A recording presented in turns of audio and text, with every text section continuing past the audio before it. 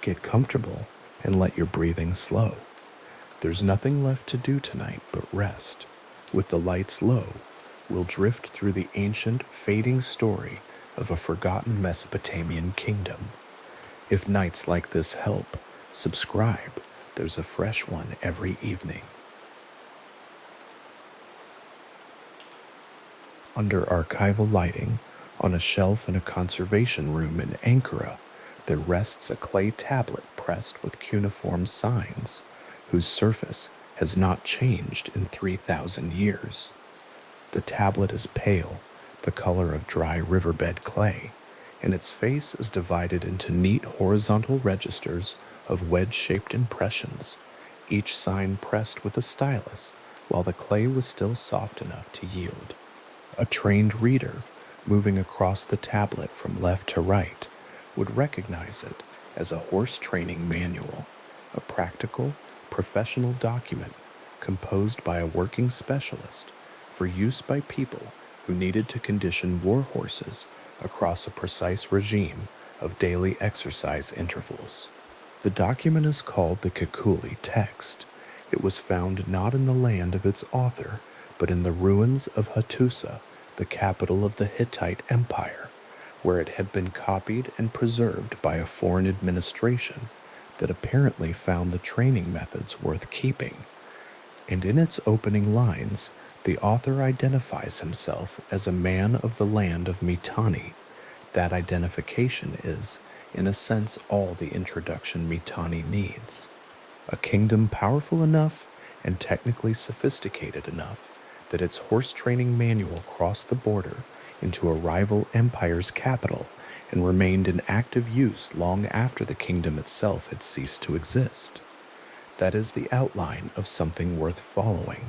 The Kekuli text does not tell the whole story of where the Mitanni came from, or how their kingdom was organized, or what happened when it ended, but the tablet rests there in its stillness, its surface a record of a civilization that once commanded the fertile arc between two great rivers, and it has been waiting with the particular patience of clay objects to have its deepest details noticed. The details, once followed, lead somewhere specific and strange. Among the technical terminology embedded in the Kekuli text, the intervals and training segments described in terms that would have meant something to a professional horse handler. There are words that do not belong to the Hurrian language in which most of the text is composed, and do not belong to the Akkadian diplomatic language that most of the ancient Near East used for formal communication, and do not belong to Hittite either. The words are Aika, Tera, Panza, Sata, and Na. They are training interval terms, counting out the stages of the exercise regimen in a technical shorthand, and they correspond with a closeness that scholars have studied and confirmed to Vedic Sanskrit numerals 1, 3, 5, 7, 9.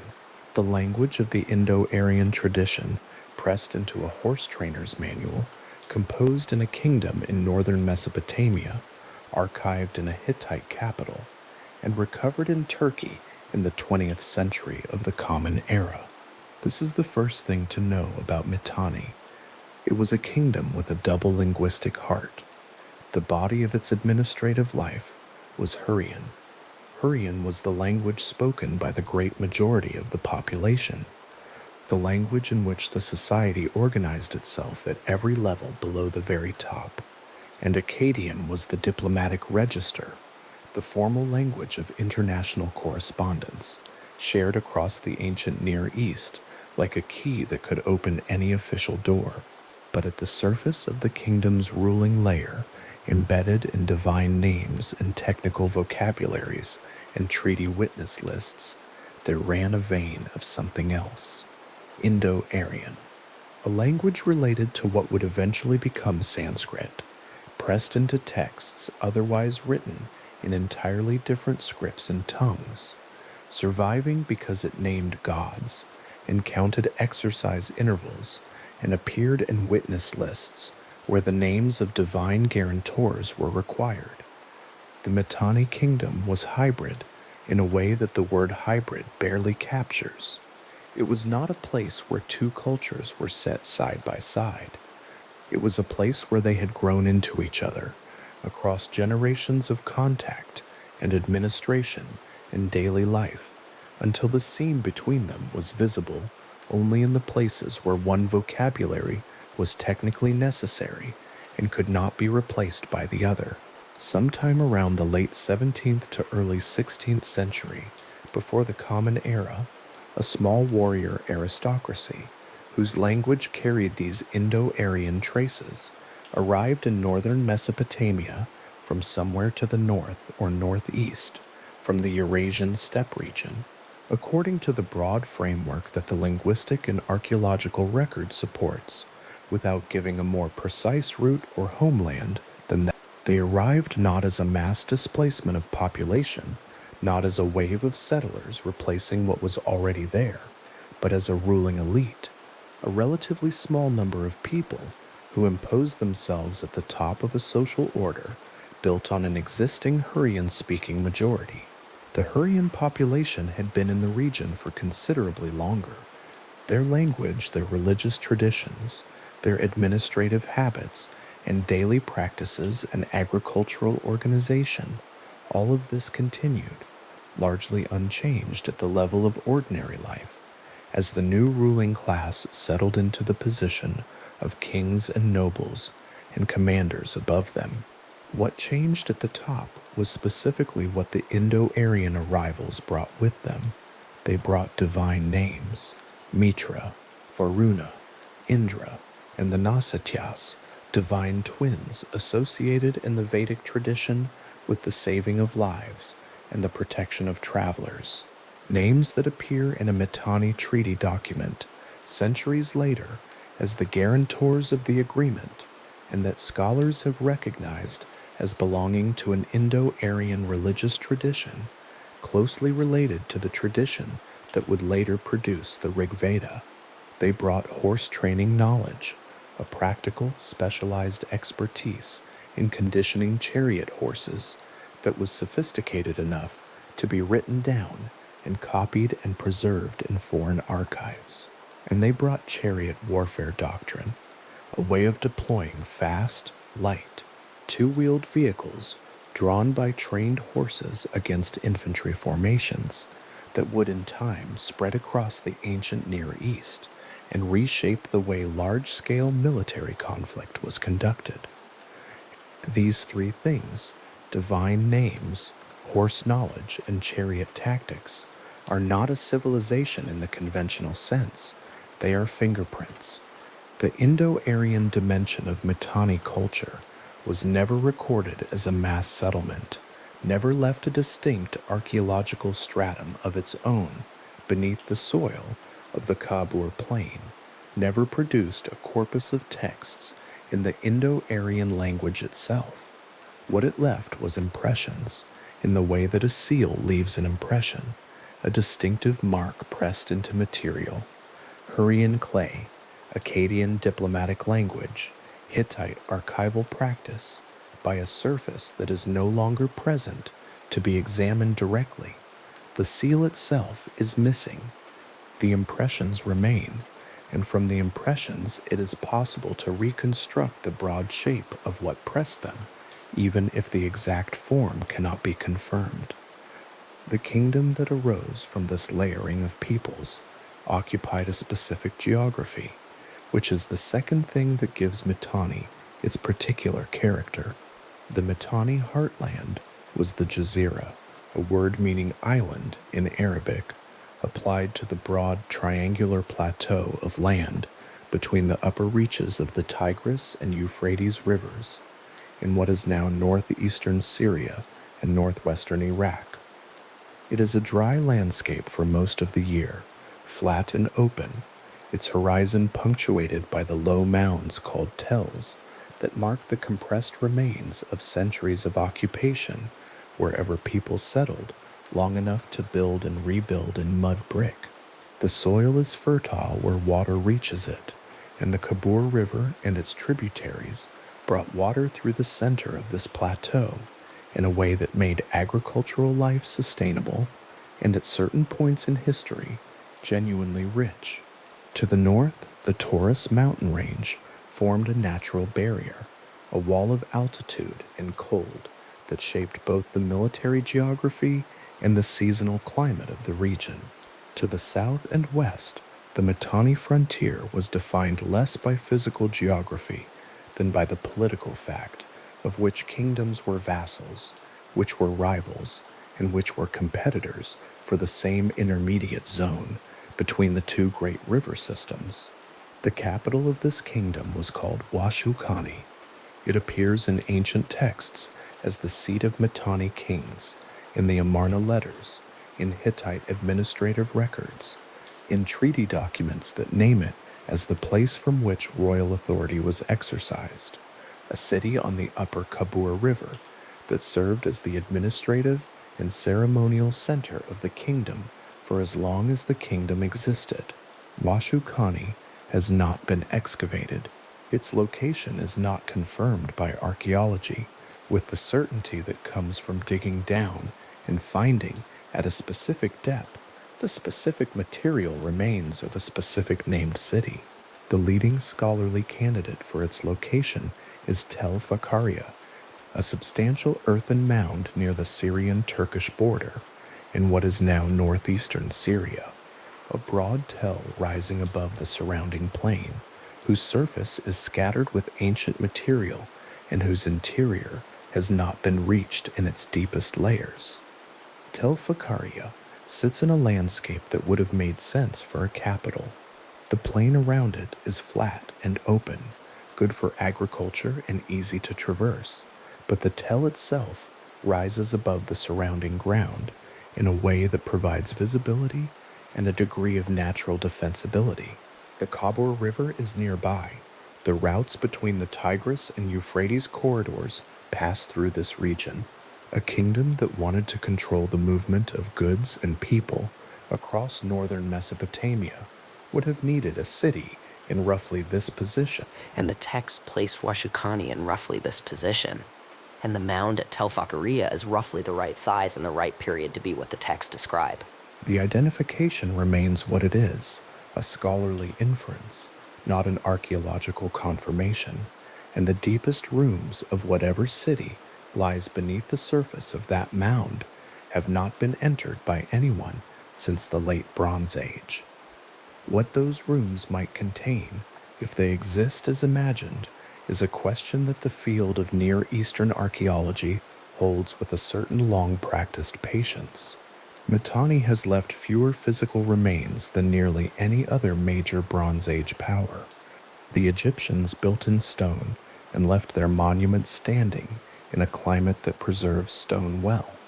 The Hittites built in stone at Hattusa and left an archive of tens of thousands of clay tablets that archaeologists have been reading and cataloging for more than a century. The Assyrians left palace reliefs and royal inscriptions carved into durable material. The Mitanni built primarily in mud brick, in a climate where mud brick dissolves over millennia, and their capital, if it is at Tel Fakaria, if the archive existed, if the administrative records were stored in the way that other Bronze Age administrations stored their records, may be lying in collapsed waterlogged or compressed stratigraphy that has not yet been reached. This is part of what makes Mitanni strange to encounter. It is a major power of the late Bronze Age, a kingdom that corresponded as an equal with Egypt, that the Hittite Empire considered significant enough to campaign against repeatedly, that the Assyrians considered significant enough to commemorate their conquest of in their earliest known royal annalistic writing. And yet the record it left is thinner, more dispersed, more dependent on the archives of its neighbors and rivals than almost any other kingdom of comparable standing in the ancient Near East. Mitanni is known, to a degree that is remarkable given the circumstances, through the impressions it left in other people's clay. One of those impressions is the cylinder seal. The Mitanni administrative sphere produced cylinder seals in considerable numbers, small stone objects, no longer than a finger, carved on their cylindrical surface, with imagery that, when rolled across soft clay, left a continuous impression. The imagery on Mitanni cylinder seals is distinctive and recognizable to specialists, a characteristic style with particular conventions for depicting figures, animals, divine emblems, and, significantly, the two-wheeled chariot. The chariot appears on Mitanni's cylinder seals in a specific form, light, spoke-wheeled, drawn by two horses at full extension, carrying a single standing driver. The image is not decorative in the way that later decorative arts are decorative. It records a specific technology and a specific tactical practice, pressed into a small stone object and rolled across the surfaces of administrative documents to authenticate them. The chariot connection is important, not because it is unique to Mitanni, but because Mitanni appears to have been one of the primary disseminators of chariot warfare technology and doctrine across the ancient Near East.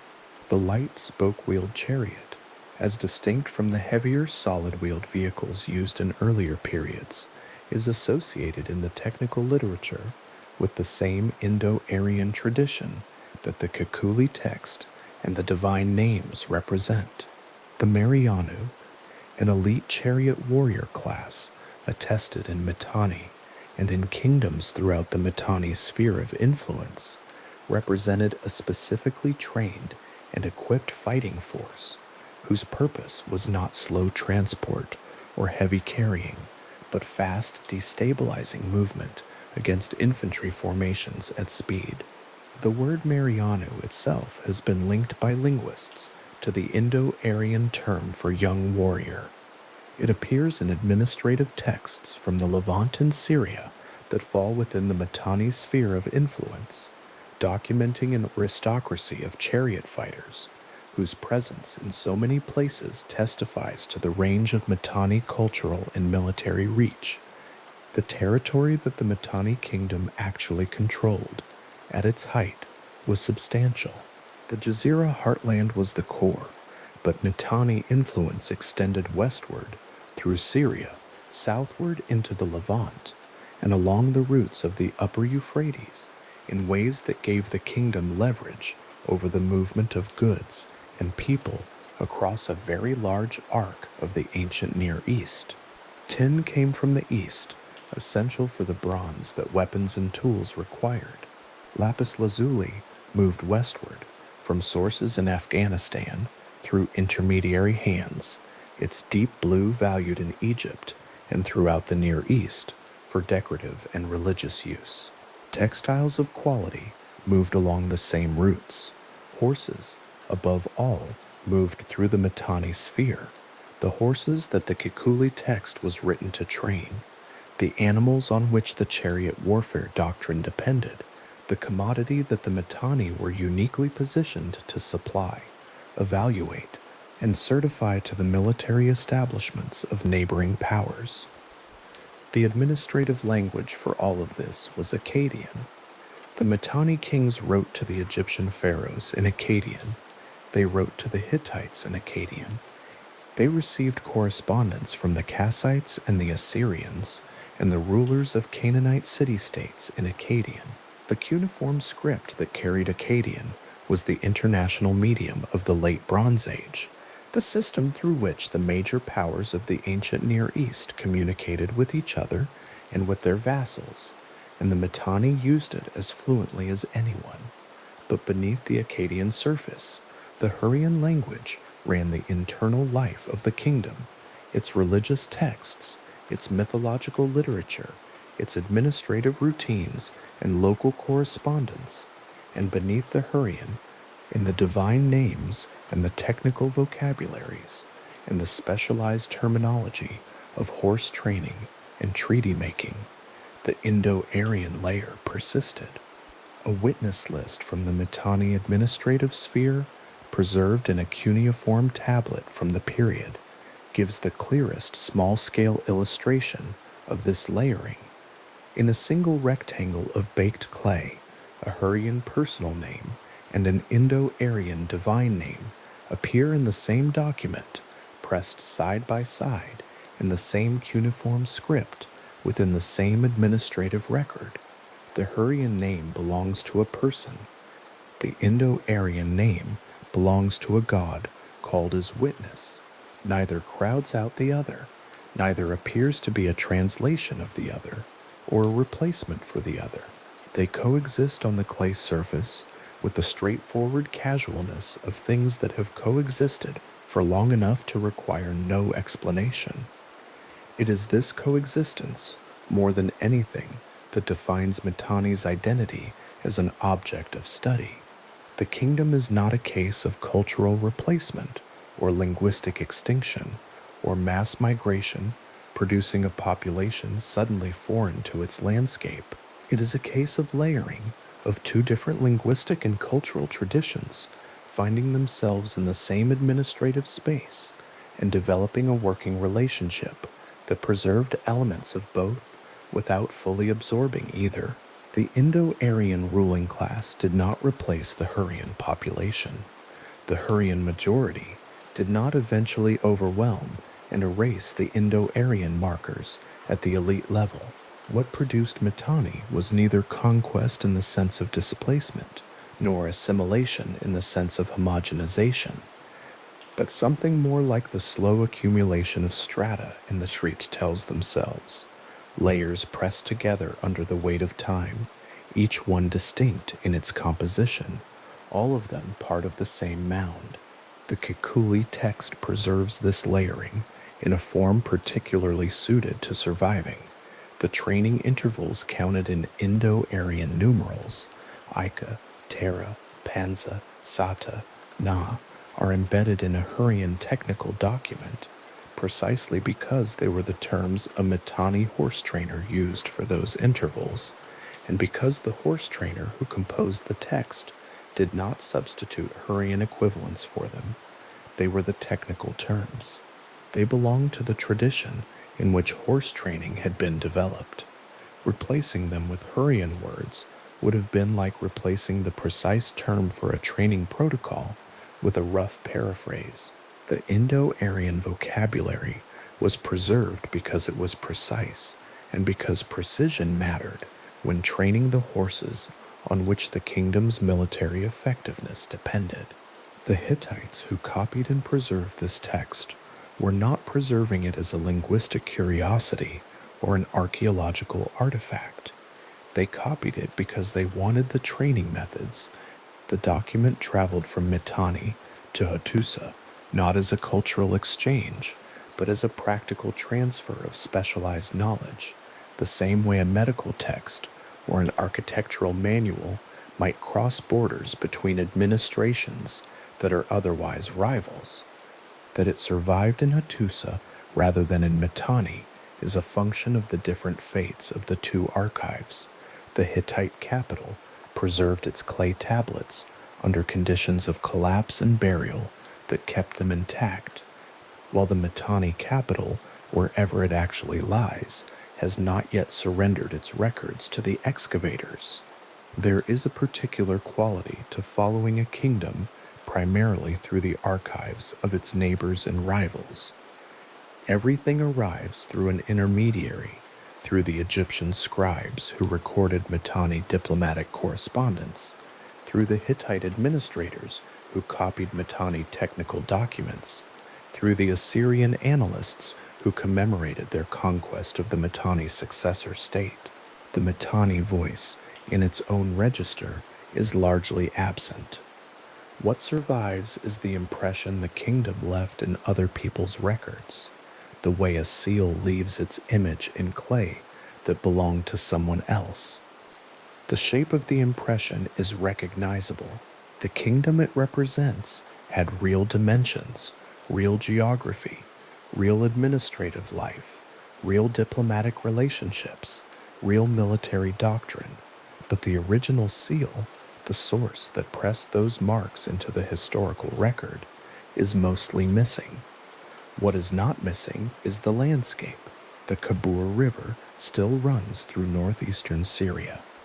The plain that surrounds Tel Fakaria is still flat and open in the way that flat plains in dry climates tend to remain flat and open across long spans of time. The tell still rises above the surrounding fields, its earthen profile still preserving, in some form, whatever occupation layers the centuries of building and rebuilding deposited there. The wheat fields that might once have provisioned Washukani, or the city whose name was Washukani, wherever it was, still grow in the Kabur Basin in wet years, still fail in dry ones, still define the agricultural rhythm of a region that has been farmed for 10,000 years. This is the specific quality of the Mitanni kingdom that the horse training text captures. In its way, the kingdom was not primarily a set of monuments. It was a living administrative and agricultural and military system organized around specific practices: horse training, chariot warfare, diplomatic correspondence, river basin agriculture, whose traces survived not because they were carved in stone, but because they were pressed into clay and copied and stored in archives that outlasted the administrations that created them. The clay tablet under archival lighting in Ankara is not a monument, it is a working document. It was made to be used, and what was pressed into its surface, the Indo-Aryan numerals counting exercise intervals, the identification of the author as a man of Mitanni, was pressed there because it was necessary and true, not because anyone expected it to be the clearest surviving record of a Bronze Age kingdom's double cultural identity. The tells of the Upper Khabur Plain rise from the surrounding landscape at intervals that reflect the density of ancient settlement in a region fertile enough to support many communities across many centuries.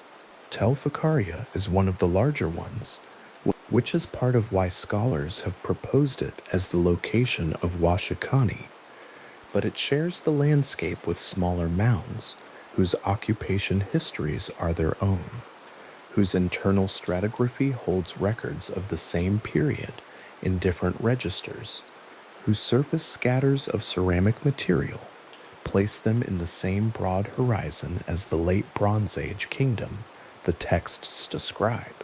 The landscape is, in the specific sense that geographers use, a palimpsest, a surface written over many times, each layer partially obscuring the one beneath, but not entirely erasing it. The older marks still legible under the right light. The plain in winter is brown and flat. In spring, after rain, the wheat comes up in green rows across the fields between the tells. By summer, it has been cut, and the landscape returns to its habitual dryness, the soil cracking in the heat, the tells casting short shadows at midday, and long ones in the early morning and late afternoon when the sun is at an angle that makes the mounds look briefly taller than they are. The Kabur River, where it flows, carries enough water to sustain the agricultural life of the surrounding area, as it has done since the settlements that eventually produced the Mitanni kingdom first established themselves along its banks. The name of the river appears in ancient texts, in the Amarna letters, in the Mitanni administrative records preserved in other people's archives, in the Assyrian annals that record the conquest of the region as a military achievement to be commemorated. The name is older than any of those texts. The river was already the Kabur, or something whose pronunciation was its ancestor, before the Indo-Aryan warrior aristocracy arrived in the region and began the layering process that would eventually produce the kingdom and its horse training manuals and its diplomatic correspondence and its divine names pressed into treaty witness lists. The Kikuli text, resting in its archive in Ankara, carries all of this quietly. It does not announce itself as evidence of a kingdom's hybrid origins. It does not claim to be the clearest surviving record of Indo-Aryan presence in northern Mesopotamia. It is a horse training manual composed by a professional for professional use in the terminology that the profession required, that the terminology embedded Indo-Aryan numerals inside a Hurrian document is simply a fact of the linguistic situation in which the author worked, a situation in which two traditions had been in close enough contact for long enough that the technical vocabulary of one had passed into the working practice of the other without anyone apparently finding this remarkable enough to remark on. The tablet records the training intervals. The training intervals are counted in words that connect with striking directness to a linguistic tradition that would eventually produce the Rig Veda half a continent away, and all of it is pressed into pale clay in neat horizontal registers of cuneiform, waiting under archival light for a trained reader to come along and notice. Somewhere beneath the surface of the Kabur plain, the deeper record waits with the same patient indifference to time that buried things tend to show. The rooms of Washukani, if the city is where the scholarly consensus places it, if the archive exists, if the clay tablets survived the collapse of the mud brick structures above them, have not been disturbed since the late Bronze Age. The surface of the plain is quiet at night. The river runs through it, following the same approximate course it has followed for millennia, its name surviving in forms that different languages have carried forward across the centuries of occupation that followed the Mitanni kingdom's end. The Tell rises from the dark plain, its profile a soft curve against the sky, its interior sealed and still. A civilization once organized itself around this landscape. It drew its administrative language from the Hurrian majority. It marked its divine names in a vocabulary that linked it to the Indo-Aryan tradition. It trained horses by counting intervals in numerals that survived in a manual copied and archived by a rival empire. It corresponded in Akkadian with the pharaohs of Egypt, conducted diplomacy across 1,000 miles of ancient Near Eastern landscape, and built a kingdom substantial enough that its dismantlement required the sustained military effort of the most powerful state of the age. And the clearest trace of all of that, the most legible, the most precise, the most directly readable record of what made Mitanni distinctively itself, is pressed into a horse trainer's manual that was never returned to the kingdom that produced it. The upper Kabur plain settles into darkness after sunset. The wheat fields and the Tell mounds and the dry courses of seasonal streams that feed the river become indistinguishable from each other in the dark, their textures lost, their distances collapsed into a single flat, quiet. The river is audible if the night is still. The names the Mitanni kings would have used for this landscape, the river, the plain, the capital, whose location is still a matter of scholarly inference, are mostly gone from living use, replaced by the names that later languages gave to the same places. But the place itself remains, in the specific way that flat river plains in dry climates tend to remain, patient and unmarked, its oldest layers pressed together under the weight of everything that came after. The horse training manual says, among its practical instructions, that a man of the land of Mitanni composed it. The clay says this in cuneiform. The cuneiform says it in Hurrian, with Indo-Aryan numerals counting the intervals. And what it records, in the end, is not just a training regime, but the fact that Mitanni existed, that it was a place with a name, that the name was attached to a specific geography and a specific cultural practice, that the people who lived there and governed there and trained horses there had a way of doing things that was their own, and that the particular character of that way of doing things can still be traced across 3,000 years, in the vocabulary pressed into a clay tablet that rests now in an archive far from the plain where it began, in the ruins of Akotan, in the city that Akotan built and abandoned, and that the desert began reclaiming almost immediately afterward, there was a room. It was a mud brick chamber, unremarkable in its dimensions, set within the administrative quarter of a city that had been emptied in haste and left to the slow work of wind and sand. Inside that room, the tablets had been placed, or left, or simply never moved when the court departed, and they remained there, undisturbed in the positions where they had come to rest, for something approaching 3,000 years. The clay they were made from had dried in the heat of the Egyptian sun long before the room was sealed, and the cuneiform pressed into their surfaces had hardened into permanence. The scribes who composed them were gone. The kings who sent them were gone. The kingdom whose anxious, careful, brotherly words covered the surface of the largest tablets was gone, and yet the letters were still there, lying in the dark of a room in a dead city, waiting. A villager digging at the site of Tel Amarna in 1887 broke that silence.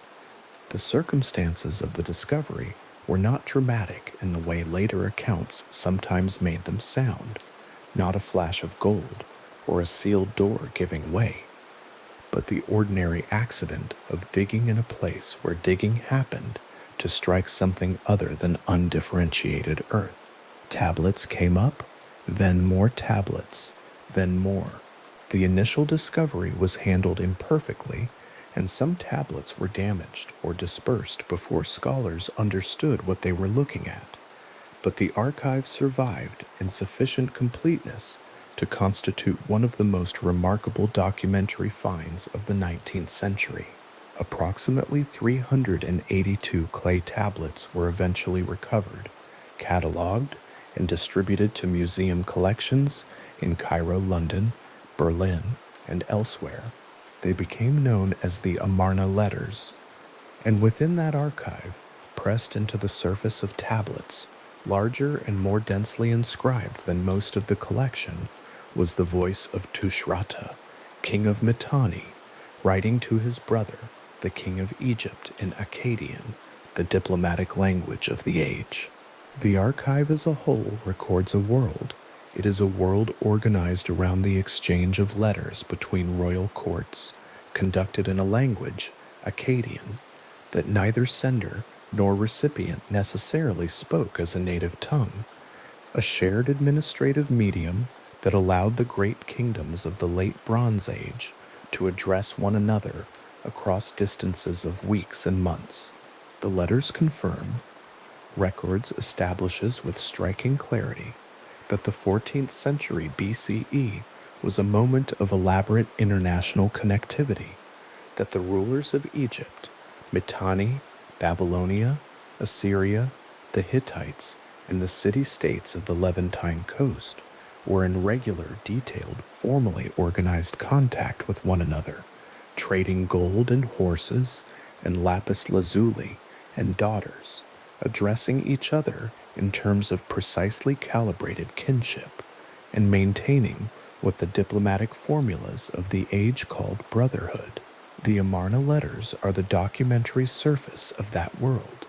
They record its greetings, its complaints, its requests, its silences, its warmth. The Mitanni correspondence sits at the center of the archive in terms of its weight and its intimacy. The letters that passed between the Mitanni royal court and the Egyptian pharaohs of the 18th dynasty are in many cases the longest and most personal documents in the collection.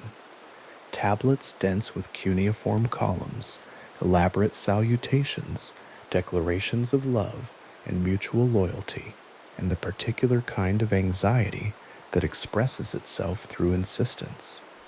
They span the reigns of several kings on both sides. They begin in a period of military competition that had transformed through negotiation into formal alliance. They record marriages and gifts and complaints about gifts.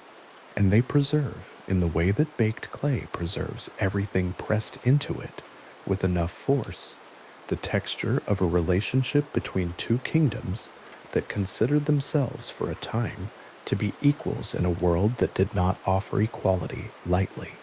The alliance between Mitanni and Egypt had not always existed. For the better part of the 15th century BCE, the two powers had faced each other across the Levant in a relationship closer to sustained military competition. The Egyptian campaigns of Thutmose III into the northern Levant during the middle decades of the 15th century BCE repeatedly struck at city-states and kingdoms operating within the Mitanni sphere, and the Battle of Megiddo, fought around 1457 BCE, placed Egyptian military power at the threshold of Mitanni influence. The records of Thutmose III's campaigns are detailed and confident in tone. The lists of plunder, the names of subjected kings, the accumulated demonstrations of Egyptian military reach. But the records also confirm that the Mitanni kingdom itself, the core territory of the Upper Kabul and Euphrates regions, remained beyond the practical reach of Egyptian arms. The Euphrates was as far as Egyptian campaigns reliably extended. Beyond it lay Mitanni, intact, managing its own sphere. What happened in the decades after those campaigns was a slow and undramatic transformation of the relationship between the two powers. The evidence suggests, without confirming, a gradual recognition on both sides that sustained military competition across that distance was costly and inconclusive, that the more useful arrangement was a negotiated boundary and a formal relationship of mutual respect. By the reign of Thutmose IV, the diplomatic record shows something different from the military record of his predecessor. Egypt and Mitanni were exchanging correspondence in the fraternal register, addressing each other as kings of equal standing and preparing the ground for the kind of relationship that the Amarna letters would later preserve in such detail. The transformation from military rivals to diplomatic partners was not marked by a formal treaty whose terms survive. The record is quieter than that, but the pattern of what followed makes the shape of the shift legible. Around 1380 BCE, during the reign of Amenhotep III, the relationship was formalized in a way that left one of its most durable physical records. The Mitanni princess Kilu-Hepa, daughter of King Shatarna, II of Mitanni, was sent to Egypt to marry the pharaoh. The journey from the Upper Kabul plain to the Egyptian court was not a short one, a distance of something close to 1,000 miles, along routes that crossed the Upper Euphrates, traversed the northern Levantine corridor, passed through Canaan, and arrived eventually in the Nile Valley. She traveled with a retinue of 317 women, a number recorded not in a Mitanni document, but in an Egyptian one, a series of large commemorative scarabs issued by Amenhotep III to mark the arrival of the Mitanni princess and the alliance it represented. The scarabs were distributed to commemorate the event in the way that commemorative objects are distributed, to fix a moment in a durable form, to assert its significance through the permanence of carved stone. They are still readable. The number 317 is still there, pressed into the flat base of objects that have outlasted everyone they were made to honor. The commemorative scarab as an object is worth resting with for a moment, not for its archaeological significance, which is substantial, but for its particular quality as a document. It is a small thing. It fits in the palm of a hand. Its upper surface is carved in the form of a beetle, the Khepri scarab, that Egyptian iconography associated with the morning sun and the act of becoming. Its flat base is where the information lives, a dense field of hieroglyphs pressed into a surface no larger than a large thumb, recording a name, a lineage, a number, a political event. The scarabs of Amenhotep III that record the arrival of Kilu-Hepa are not unique in their form. He issued commemorative scarabs for other events as well, but they are singular in what they confirm. that this marriage was considered important enough to mark in permanent stone, that the number of women who traveled with the princess was a detail worth recording, and that the alliance between Egypt and Mitanni had reached a degree of warmth that could be publicly commemorated without qualification. Kiluhepa was not the last Mitanni princess to make that journey. The correspondence that survives suggests that the practice of sending royal daughters from Mitanni to the Egyptian court was not a single diplomatic gesture, but a recurring pattern across the period of the alliance, marriages that functioned simultaneously as human relationships, diplomatic bonds, and expressions of political trust.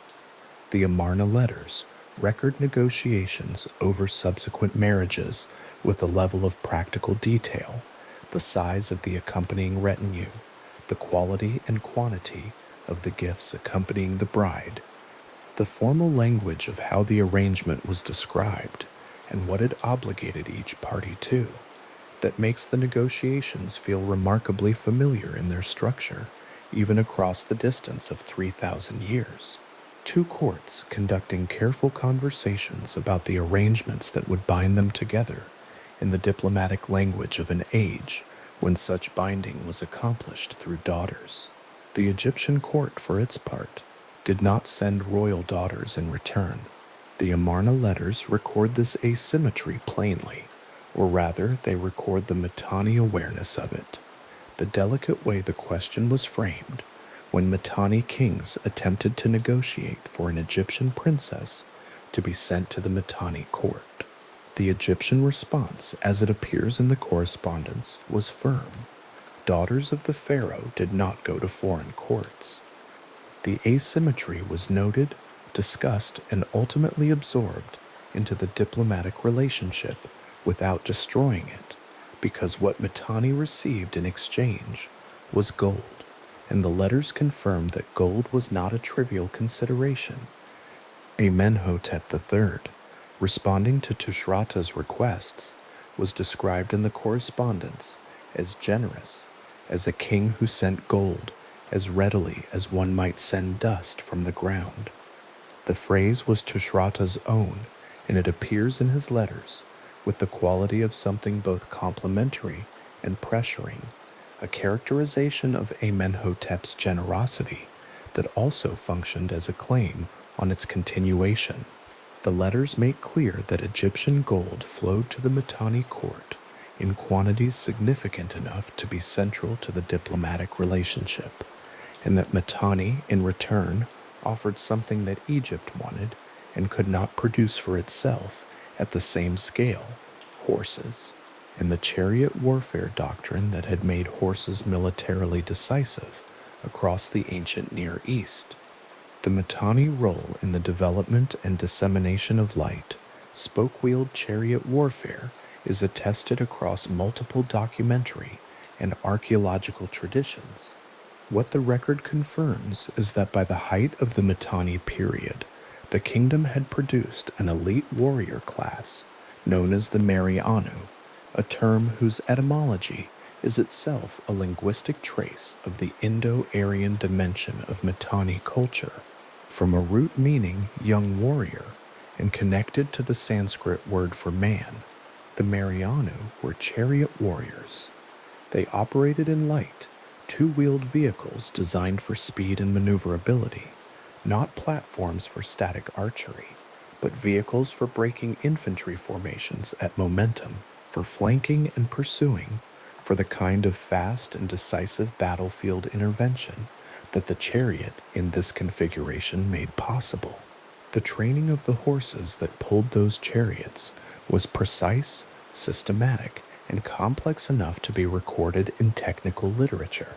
The chariot as a weapon system had been known across the Near East before Mitanni, but the Mitanni contribution was in the doctrine, in the specific way that chariots were integrated into military operations, in the training protocols that produced animals capable of sustained fast movement under battlefield conditions, and in the warrior culture that formed around chariot service.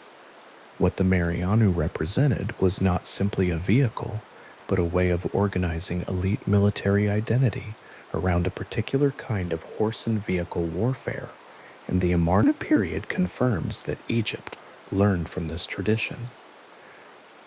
Egyptian chariot forces of the 18th dynasty reflect influence from the same cultural sphere that produced the Kikuli text and the Marianu. Horses moved between courts with diplomacy, not just as symbols of alliance, but as functional military transfers. The routes along which horses and gold and lapis lazuli and tin traveled between the Mitanni sphere and the courts of the ancient Near East were not incidental to the kingdom's diplomatic power. They were, in a real sense, the material basis of it.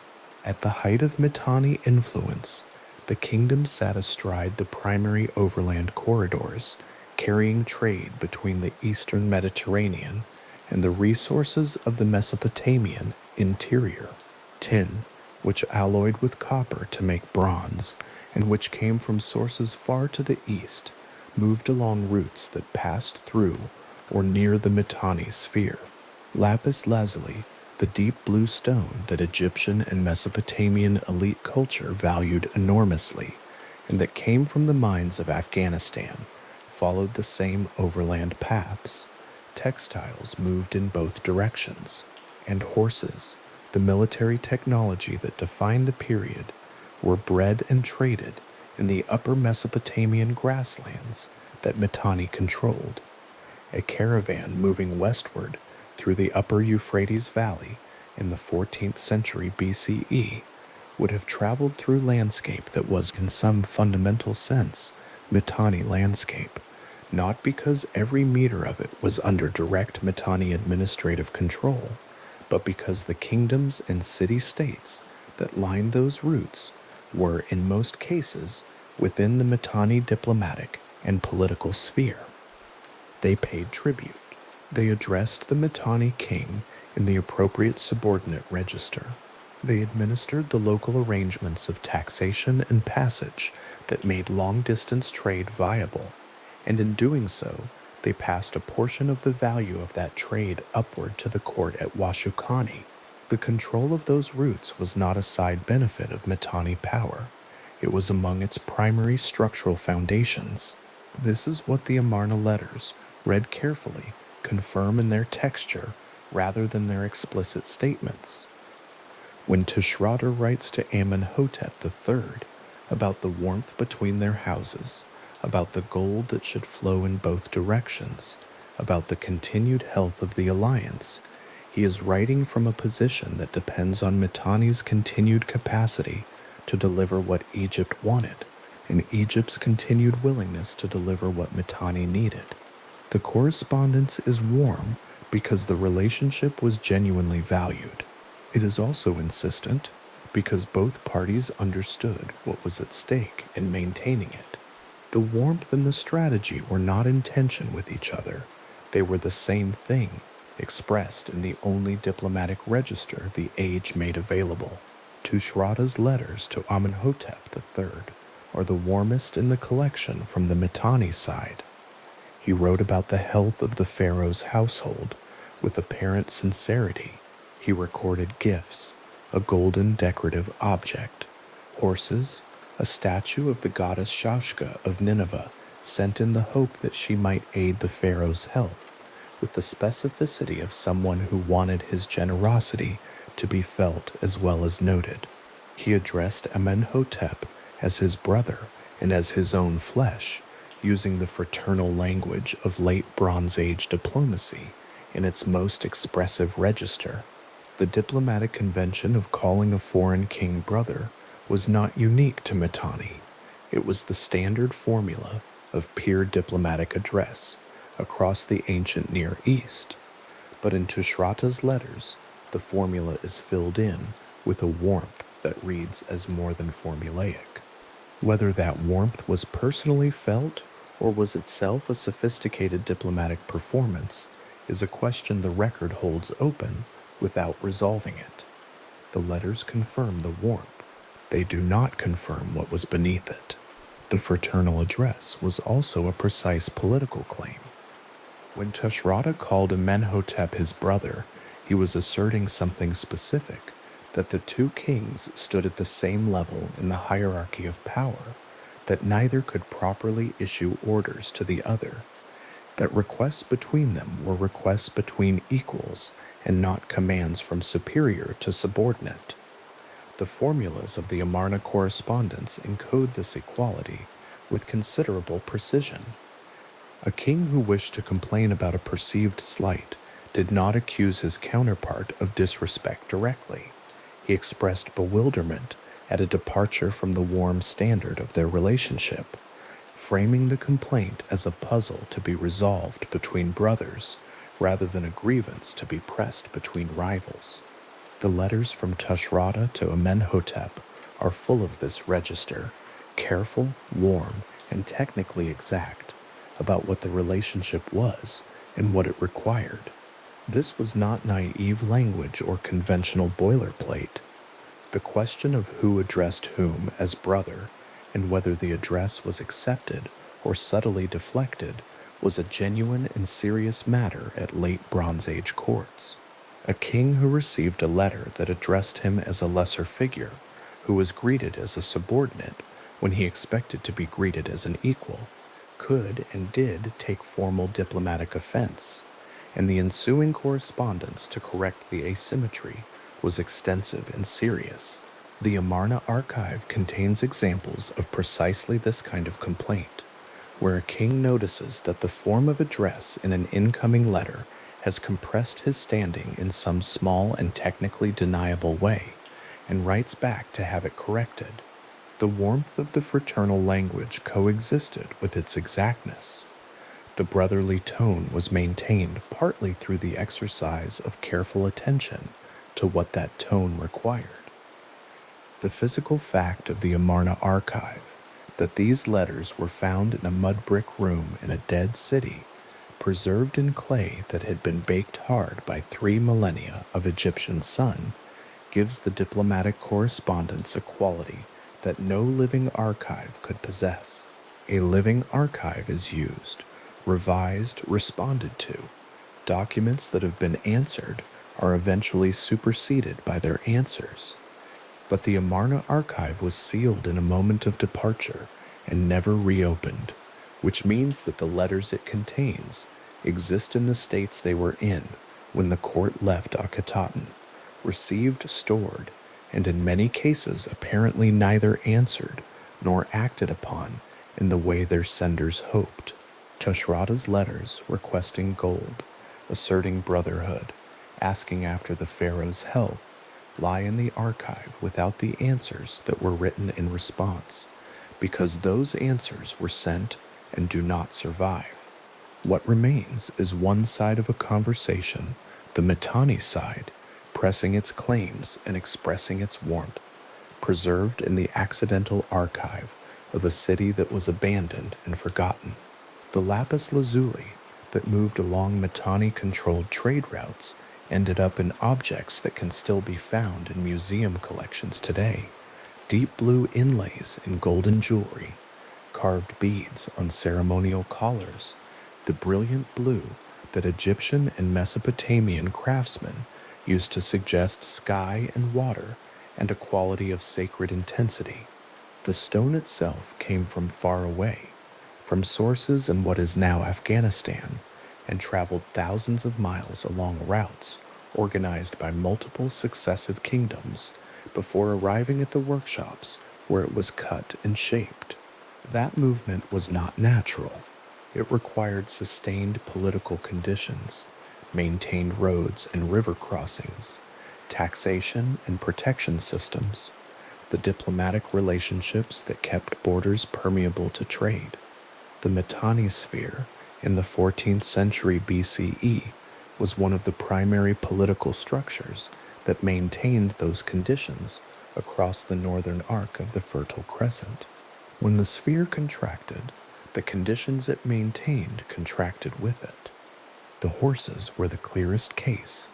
The breed of horse the Mitanni trained, the chariot horse, the fast and disciplined animal that the Kukuli text describes with such technical precision required specific upland grassland environments, sustained care regimes, and the kind of generational expertise that accumulates in cultures that have worked with horses for a long time. The upper Mesopotamian plateau and the grasslands of the Kabul region provided the landscape. The Mitanni elite provided the expertise. Egyptian demand provided the motivation for continued breeding and trade. The commemorative scarabs of Amenhotep III that record the arrival of Kilu-Hepa are also, in a sense, documents of that horse economy, because the alliance they commemorate was partly built on Egypt's need for horses and Mitanni's capacity to supply them. Kilu-Hepa herself left no personal record. The scarabs record her name, her father's name, the number of women who accompanied her, and the fact that the marriage was considered worth commemorating publicly. Her own voice is not in the archive. What she thought of the journey across 1,000 miles of ancient landscape, of the arrival at a court whose language she did not speak and whose customs she was only beginning to learn, of the position she occupied as a political instrument of an alliance whose terms had been negotiated by her father in her absence. None of this is in the record. The scarabs record the fact of her arrival and the significance her arrival was assigned. The clay preserves the political surface of a human event. What was beneath that surface is the kind of thing the record has always gone quiet on. The diplomatic correspondence that followed her arrival does record something about the texture of the relationship between the two courts in Tushratta's letters, in the accounts of subsequent gift exchanges, in the continued correspondence across the reigns that followed. The alliance, once established through the Kilu-Hepa marriage, was renewed and deepened through subsequent marriages and correspondence. Another Mitanni princess, Tadu-Hepa, Tushratta's own daughter, would later make the same journey, and the correspondence surrounding that later marriage would eventually become one of the most revealing documents in the entire archive. But that is a later moment in the Mitanni story. In the time of Amenhotep III and Shatarna II, the relationship was at its warmest. The gold was flowing. The letters were full of brotherhood. The scarabs had been distributed. What the Amarna archive preserves most vividly from the height of Mitanni diplomatic power is not a single dramatic document, but a quality of sustained attention, the attention that both courts paid to each other, the care with which letters were composed and gifts selected and complaints framed, the elaborate mutual performance of equality and warmth that the diplomatic culture of the age required. The tablets sitting in that mud-brick chamber at Akhetaten were not casual notes. They were official documents, composed by trained scribes, reviewed by court officials, addressed from one royal household to another in language that had been refined over generations of diplomatic practice. The care they reflect was institutional as much as personal, and yet the personal dimension is unmistakably present in the specific details Tushratta chose to include, in the warmth that exceeded the minimum diplomatic standard, in the specific register of anxiety that occasionally surfaces beneath the ceremonial confidence of the brotherhood language.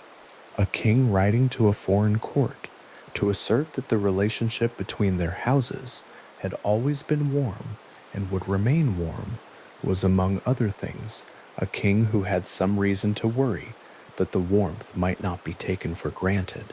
The insistence in Tushratta's letters is not evidence of bad faith. It is evidence of the genuine importance the Mitanni court attached to the Egyptian alliance. Egyptian gold supported the Mitanni court. Egyptian diplomatic recognition supported Mitanni's claim to great power status. The warmth in the letters was real, and the warmth was also structural, built into the relationship by the dependencies on both sides. and Tushratta knew it well enough to state it repeatedly. The archive chamber at Amarna, in the moment before the villagers' digging broke its surface in 1887, held 3,000 years of silence. The tablets lay in whatever positions they had come to rest in when the court departed Akhetaten, stacked, scattered, or arranged in some order that decay and settling had since displaced. The largest of the Mitanni tablets, Tushratta's letters to Amenhotep III, lay among them. The cuneiform on their surfaces had not faded. Baked clay does not fade in the way that ink and papyrus fade.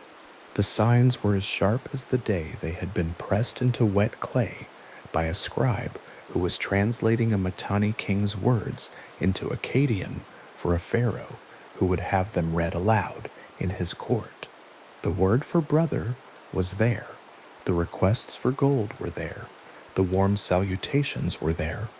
All of it waiting, in the particular and patient way that objects wait, to be read again. The commemorative scarab of Amenhotep III, the small carved stone bearing the name of Kilu-Hepa, the name of her father, Shatarna II, and the number 317, rests now under archival light in a museum collection. It is a small object.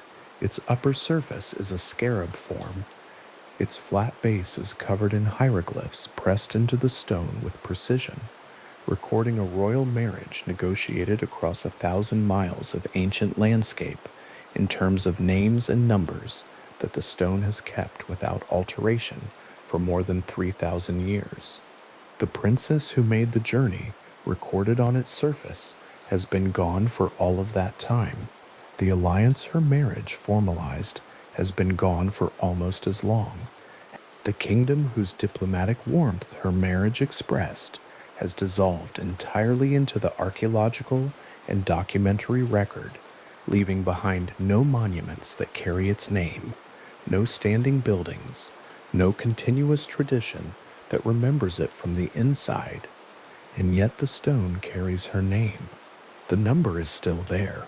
The alliance between two distant kingdoms, negotiated across the ancient world in the diplomatic language of brotherhood and sealed with a carved stone small enough to rest in a palm, remains readable in the particular and quiet permanence of a detail that was never meant to be anything other than what it still is. The path through the Taurus Mountains in early spring was cold before it was anything else. The rock walls rose close on either side, pale limestone streaked with runoff from snow, still resting in the high places, and the pass itself descended in long switchbacks southward toward a plain. The returning light had not yet fully warmed. A scouting party, moving through in the gray hour before full morning, would have heard the wind before anything else, the sound of it channeled and compressed by the canyon walls into something that moved past a person rather than simply surrounding them. And below that sound, if they paused long enough, the silence of the open country, beginning somewhere below the last descent. The Taurus passes were not dramatic in the way that some mountain routes were dramatic. They were narrow, and they were cold, and they opened eventually onto one of the most contested and carefully organized landscapes of the ancient Near East. This was the direction from which pressure would come, not all at once, and not in the form of a single decisive arrival, but methodically, over decades, in the form of a Hittite king named Suppilulium I, who understood that the mountains were a geography to be used, and that the Syrian plain on the other side of them was a landscape to be organized patiently and with care. The record shows that he came to the Hittite throne around 1344 BCE. What the record also shows is that the world he entered as king was a world already arranged around a set of power relationships that had been in place long enough to seem to those living inside them more or less permanent. The Mitanni kingdom sat at the center of that arrangement, It held the upper Kabur Valley and the routes running from it in multiple directions, and it had, at the height of its influence, drawn the major powers of the ancient Near East into correspondence with it, alliance with it, and the careful fraternal diplomacy that recognized equal standing between kings. Suppiluliuma appears in the record as a patient man. The campaigns that would eventually reshape the Syrian sphere of Mitanni influence were not conducted in haste.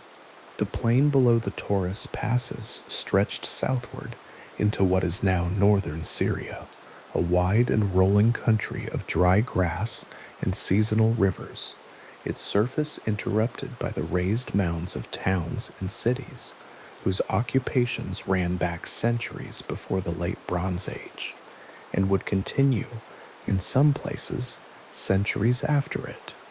This was not empty territory, it was organized territory, a network of vassal relationships and tributary obligations that extended outward from Washukani, the Mitanni capital in the Upper Kabur region, and tied the cities and kingdoms of northern Syria into a structure that functioned through the loyalty of local rulers and the periodic reinforcement of that loyalty through gifts, marriage alliances, and the implied presence of Mitanni military force. Kingdoms like Aleppo, Mukish, and Nuhashi were not conquered subjects in any simple sense. They were participants in a system that gave them protection in exchange for allegiance, and that system had held, with modifications, across the most powerful decades of Mitanni's reach. Suppiluliuma understood that system at least as well as the Mitanni kings did. The approach he took was not to shatter it from outside, but to dismantle it from within, to offer the vassal kingdoms of northern Syria something the Mitanni connection could no longer reliably provide, which was the security of a closer and more immediately present protector. The record shows him pursuing the rulers of Aleppo, Mukish, and Nuhashi with what can be described, in diplomatic terms, as careful attention. Letters were sent, offers were made in the formal language of the ancient Near Eastern diplomatic system, the same Akkadian idiom in which Mitanni kings had framed their own correspondence. The content was different, but the form was recognizable, and the form mattered. A king who wished to transfer his loyalty from one great power to another required a framework in which such a transfer could be understood as legitimate rather than treacherous, and the Hittite diplomatic apparatus, by the reign of Suppiluliuma, was capable of providing exactly that framework. The city of Ashur sat in the middle Tigris Valley, a considerable distance to the southeast of the Mitanni heartland, and its relationship to Mitanni power over the preceding century and a half had been one of uncomfortable subordination. The Assyrian rulers of this period appear in Mitanni sources not as independent sovereigns conducting their own foreign policy, but as regional administrators, men whose authority extended over their own city and its immediate territory, but whose claims to anything wider were constrained by the overarching Mitanni presence. What this meant in practical terms was that Assyrian kings could not, during the height of Mitanni power, address their counterparts in Egypt or Babylon as equals in the brotherly diplomatic language that defined great power correspondence. The record of this subordination is understated in the way that administrative records tend to be understated, a name appearing in a list at a particular level, a correspondence that moves through Mitanni channels rather than directly between capitals, but its cumulative weight in the political memory of the Assyrian court was considerable. Political humiliations of this kind, when they are sustained over generations, leave deposits in the institutional consciousness of a kingdom that do not simply dissolve when circumstances change. There was a third power whose relationship to Mitanni defined the map of the ancient Near East in a different way than either the Hittites or the Assyrians did. Egypt had been, in the decades before the diplomatic warmth of the Amarna correspondence, something closer to a military adversary. The battle fought at Megiddo around 1457 BCE between Thutmose III of Egypt and a coalition of Canaanite city-states had moved Egyptian military power into territory that sat at the edge of the Mitanni sphere.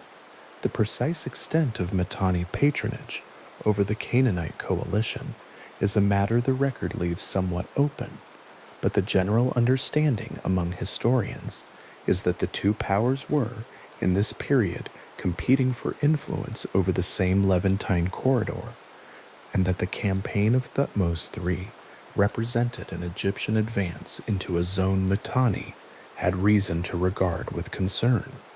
The confrontation did not escalate into a direct Mitanni-Egyptian war, at least not in the documentary record that survives, and what followed was a long and careful process of military standoff that gradually converted itself into something resembling strategic accommodation. The boundary line that eventually stabilized between Egyptian and Mitanni influence ran roughly along the Orontes River, the long waterway that moves southward through the western Syrian interior before turning to reach the sea. It was not a boundary drawn on a map in the modern sense. The political geography of the ancient Near East did not work with lines in quite that way, but it was a shared understanding, implicit in the correspondence and the diplomatic practice of both courts, that the zone west and south of the Orontes belonged to the Egyptian sphere, and the zone north and east of it belonged to Mitanni. The Orontes itself, in this arrangement, was less a border than a memory of the military standoff that had preceded the agreement.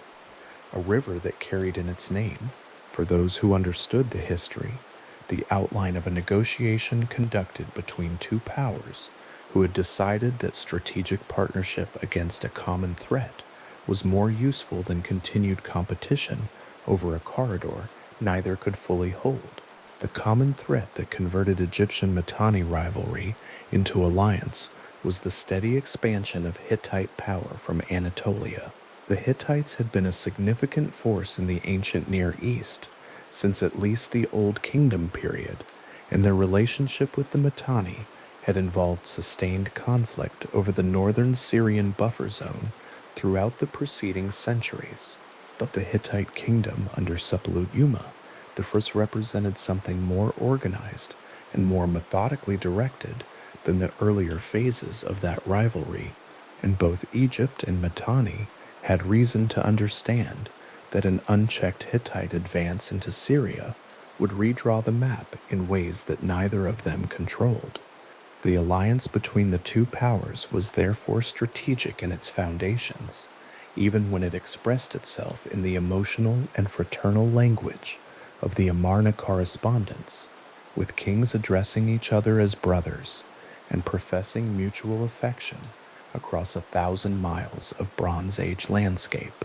Strategy and warmth were not opposites in the diplomatic culture of this world. They occupied the same sentences, the same tablets, the same exchange of gifts and royal brides. The Kassite dynasty ruling from Babylon occupied a position on the southeastern edge of this network that was structurally parallel to Mitanni in certain ways. The Kassites had established themselves in Babylonia from approximately the 16th century BCE and had constructed their own web of diplomatic connections using the same fraternal framework, the same Akkadian language, the same exchange of royal women and luxury goods that characterized great power correspondence across the ancient Near East.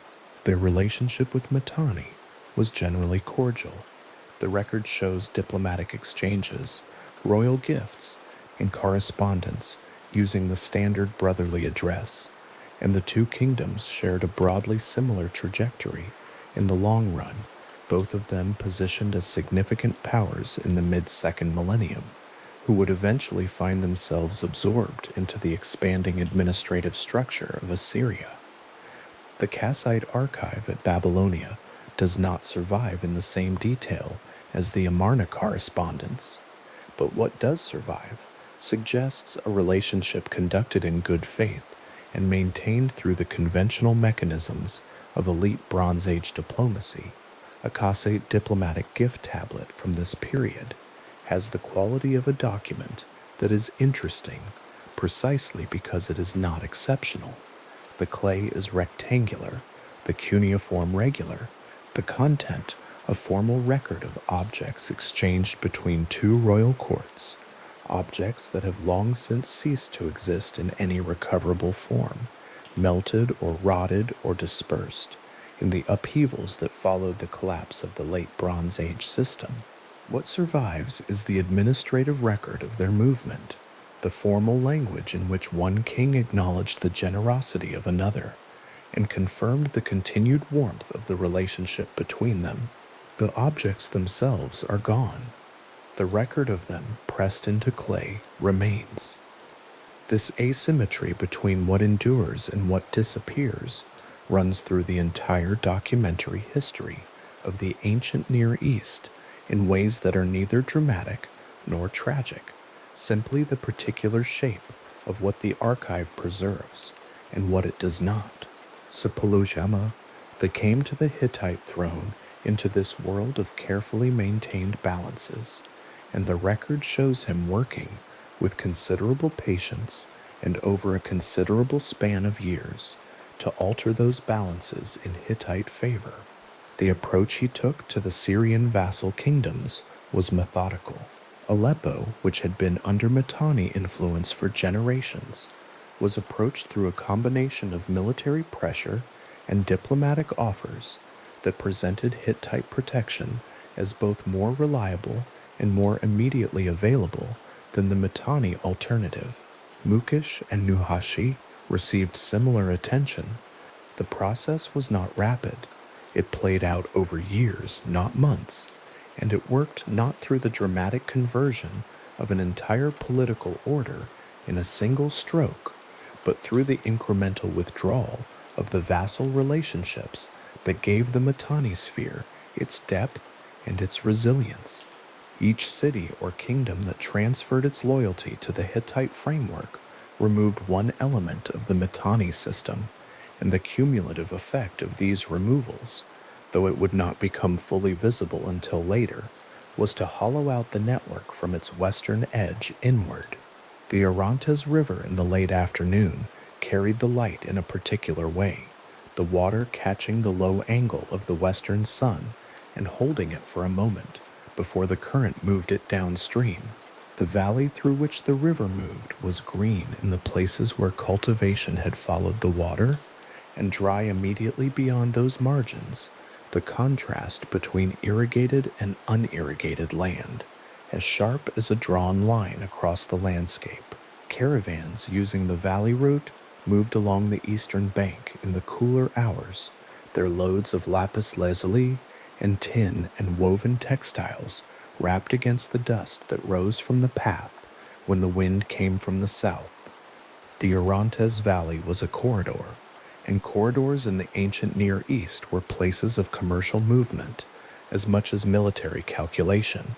The tin moving westward along that route came from sources far to the east and was essential for the production of bronze, the metal on which the military and technological capacity of every late Bronze Age power ultimately depended. The lapis moved from Afghanistan through a series of relay points across Mesopotamia and Syria to the courts of Egypt and the Aegean, its deep blue valued in a world where that particular color was rare and difficult to produce. The Mitanni position astride these routes was not incidental to its power. It was the structural foundation of the leverage that made the Amarna correspondence, with all its brotherly warmth, possible in the first place. The tin and lapis routes did not move through a vacuum. They moved through a landscape organized by the kingdoms whose territory they crossed, and those kingdoms extracted value from that movement through taxation, through the provision of secure passage, through the administrative infrastructure of escorts and waypoints and storage facilities. Mitanni's control of the Upper Kabul region and the approaches to it meant that a substantial portion of the overland traffic between Mesopotamia and the Levantine coast moved through territory the Mitanni administration could, in principle, control. The Marianu, the elite chariot warriors who constituted the most formidable military capability the Mitanni kingdom possessed, were not simply soldiers. They were the enforcement mechanism behind a diplomatic and commercial system, the implied consequence that gave Mitanni's political claims their weight. A letter from Washu Khani carried authority, partly because of what it said, and partly because of what stood behind what it said. And what stood behind it was a chariot force capable of moving quickly across the flat northern Mesopotamian terrain and arriving at points of dispute with a speed that infantry-based armies found difficult to match. The chariot as a military technology in the ancient Near East was not, by the period of Mitanni's rise, exclusively a Mitanni innovation.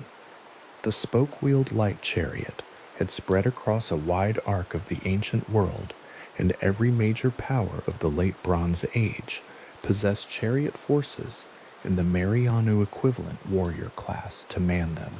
What the Mitanni had provided in the earlier phases of their influence was something closer to doctrinal leadership, a developed body of practice around chariot training, horse management, and the tactical deployment of fast-moving chariot forces in battle that had spread outward from the Mitanni sphere and shaped military practice across Egypt, Babylon, and Anatolia.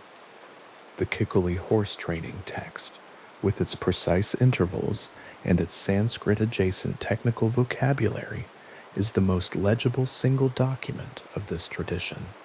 But the tradition itself was larger than any one document. It was embedded in the military culture of the entire ancient Near East by the time the Amarna correspondence was being conducted, which meant that the technology originally associated with Mitanni military superiority had, by the period of the kingdom's greatest diplomatic reach, already become common property. The strategic advantage was no longer exclusive. What remained was the organizational structure, the diplomatic network, and the accumulated prestige of a kingdom that had been for a significant portion of a century the power that others sought alliances with, rather than the power that sought alliances with others.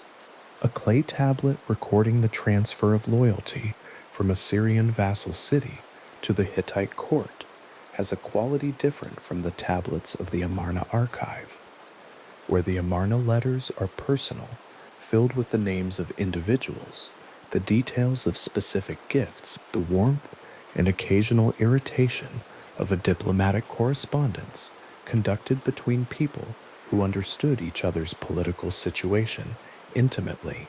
A transfer of loyalty document tends to be formal in a different register, its language precise and its content structured around obligations and guarantees rather than expressions of affection. The Syrian city that addressed its formal correspondence to Hattusa rather than Washu Khani was not announcing a dramatic break. The political culture of the ancient Near East did not generally frame these transfers in dramatic terms, and the documents that record them do not tend to read as moments of crisis. They read as administrative events, a new protector named, new obligations acknowledged, new guarantees of security accepted, in a diplomatic system flexible enough to accommodate the movement of loyalties within its framework without requiring the destruction of the framework itself. The broader strategic picture that emerges from the accumulated record of this period is one of multiple simultaneous pressures on a political order that had been organized around Mitanni centrality. From the northwest, the methodical Hittite advance through the Taurus passes and into the Syrian plain. From the east, The Assyrian city of Assur, constrained during the height of Mitanni power, but aware of its own position and attentive to the opportunities that any weakening of Mitanni influence would create. From the southwest, the Egyptian presence in the Levantine corridor, a presence that had converted from military adversary to diplomatic partner, but that remained a force with its own interests and its own strategic calculations that did not always align with Mitanni's. From the southeast, the Kassite kingdom of Babylonia, cordial in its correspondence, but following its own trajectory, and ultimately incapable of functioning as an effective counterweight to the pressures Mitanni faced. The map of the ancient Near East in the late 14th century BCE was not a map that showed one great crisis bearing down on a single kingdom. It was a map of sustained complexity, of long-term adjustments, of powers reorganizing their relationships along lines that the Mitanni had less and less capacity to shape. The Taurus Mountains did not change in this process. The passes through them were the same cold corridors in the early spring that they had always been. The limestone walls, the same pale color, the descent toward the Syrian plain, the same long progression of switchbacks, opening onto the flat country below. What changed was the direction of movement through them, and the power that organized and directed that movement, and the political structure waiting at the bottom of the descent. Geography is one of the more patient elements of historical change.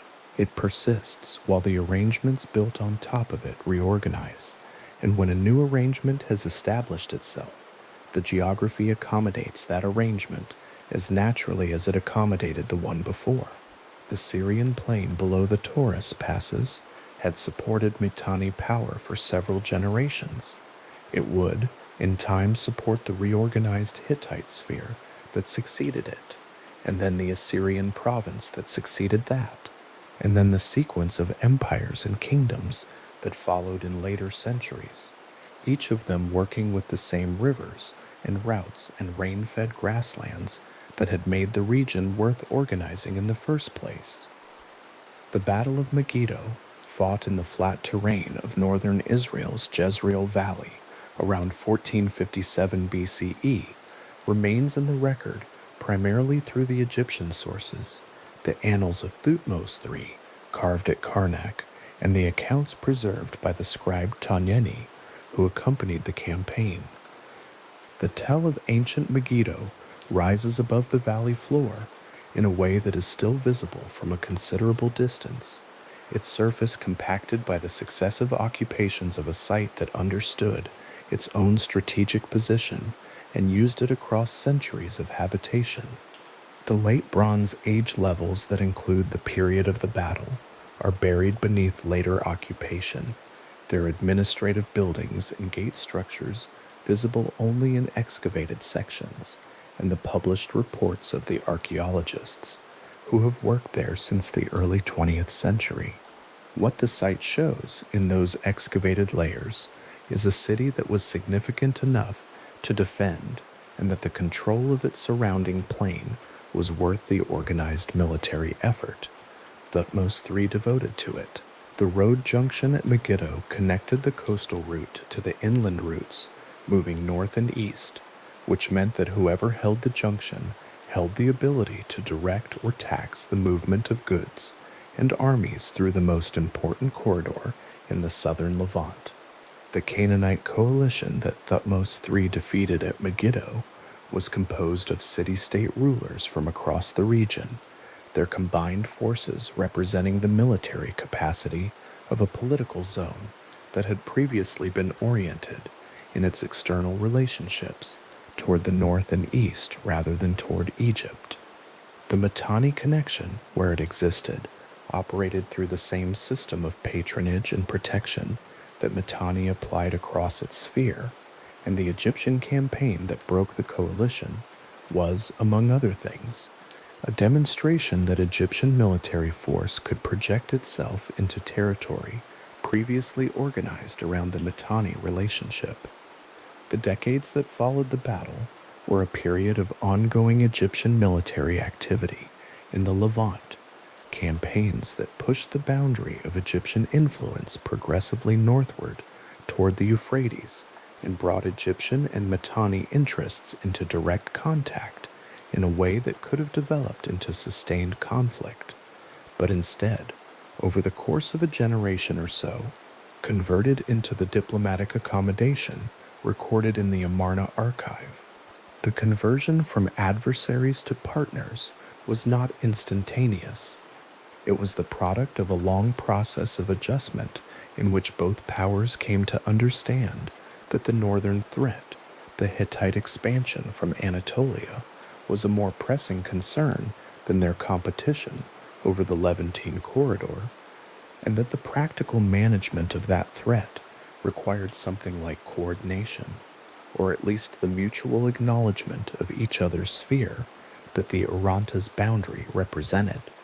A seal impression from Mitanni's administrative sphere from this period carries a visual vocabulary that is immediately legible even to a modern eye.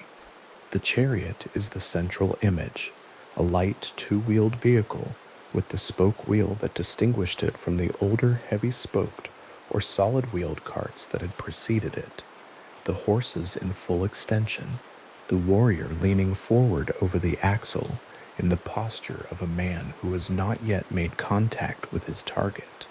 The image is compressed into the small surface of a cylinder seal, no longer than a finger, carved in reverse, so that when it is rolled across clay, the impression reads correctly, the chariot moving from left to right across the resulting surface. These objects circulated through the administrative system as marks of identity and authority. An impression left on a clay bulla or tablet confirmed the identity of the person or institution sending a document, and the imagery chosen for a seal reflected the cultural associations considered appropriate for the power it represented. The chariot on a Mitanni administrative seal was not simply decoration. It was a statement about the nature of Mitanni authority, about the military tradition and the elite warrior culture that had been central to the kingdom's identity from its formation, and about the continued relevance of that tradition to the administrative acts being conducted in the kingdom's name. The Marianu warrior class, whose vehicles these images represented, occupied a position in the Mitanni social structure, analogous in some ways to later aristocratic military traditions, an elite defined by its access to expensive military technology, its training in the use of that technology, and its social prestige derived from both. A chariot, in the economics of the late Bronze Age, was a significant investment. The vehicle itself required skilled carpentry, the horses required specialized training of the kind the Kikuli text codified, and the maintenance of both represented a sustained economic commitment that not every household could make. The Marianu were therefore not a general conscript force. They were a specialist aristocracy whose military function was inseparable from their social position, and the kingdoms that employed them, not only Mitanni, but Egypt, Hatti, and Babylonia, organized their elite military culture around the capabilities and the limitations of chariot warfare. Fast, mobile, effective against infantry in open terrain, the chariot force required flat ground and sufficient preparation time to deploy. The Taurus passes were not chariot country. The Syrian plain below them was barren. The upper Euphrates valley, where caravans moved along the riverbank between the Mesopotamian interior and the Levantine coast, carried traffic that the Mitanni administration had organized and taxed for generations. The lapis lazuli, coming westward from its Afghan sources, had already traveled a considerable distance by the time it reached the Mitanni sphere, moving through a relay system of merchants and agents who passed it from hand to hand across the steppe and the river valleys. The tin moving in the same direction came from sources whose precise locations are still debated in the archaeological literature. The eastern Iranian plateau and Afghanistan are the leading candidates, though the full network of tin distribution in the late Bronze Age remains one of the more active areas of current research. Both commodities were essential, the lapis for the prestige economy of royal courts and religious institutions, the tin for the bronze that made weapons, armor, tools, and vessels.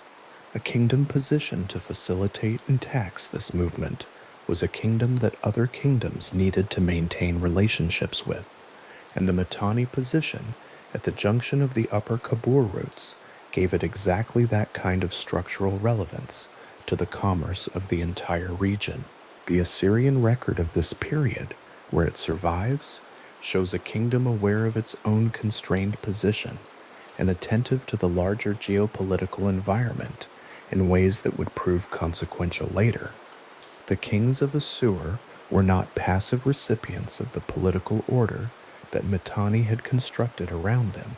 They were active observers of its changing shape, correspondents with the same great powers whose correspondence with Mitanni fills the Amarna archive, and participants, if at a lower level of recognized status, in the same diplomatic system.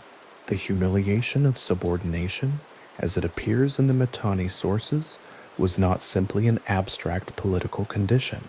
It was a lived institutional reality for the Assyrian court, experienced through the specific mechanics of a diplomatic system, in which being categorized as a regional administrator rather than an independent king meant a different quality of correspondence, a different level of access, a different form of address in the documents that moved between capitals. When Mitanni's ability to enforce that categorization began to weaken, the Assyrian kingdom's ability to reassert its own claims to independent status would move quickly to fill the space that opened. The Orontes River at this hour, in late afternoon, moved with the particular quality of a river in a dry landscape, not rushing, not dramatically wide, but persistent in its movement through the valley, the water carrying a light sediment load that gave it a slightly opaque quality in the low angle of the western sun. The agricultural settlement along its banks depended on it in a direct and practical way. The irrigation channels leading away from it into the surrounding fields, the physical record of generations of organized cultivation. The valley had been settled, cultivated, and contested for so long before the period of the Mitanni Egyptian accommodation that the political boundary the two powers eventually agreed to run along, it was in one sense simply the most recent human meaning layered onto a landscape that had been accumulating human meanings for millennia. The river did not mark the boundary because it was inherently significant. It marked the boundary because the armies of two great powers had met somewhere near its banks and agreed that stopping there was preferable to continuing to advance, and the river happened to be the most legible natural feature along the line where that agreement was reached. What the agreement preserved for the period of its effectiveness was a kind of stability, not the absence of tension, but a managed tension, a shared understanding of where each power's claims ended and where the others began, that made the Amarna diplomatic correspondence possible and gave the fraternal language of that correspondence a practical content it might otherwise have lacked. The boundary along the Orontes was the material condition that made the warmth of the correspondence something other than fiction. Without it, the letters of Tushratta and Amenhotep, the third professing brotherhood, would have been conducted against the background of active military competition, and the diplomatic warmth would have been harder to sustain.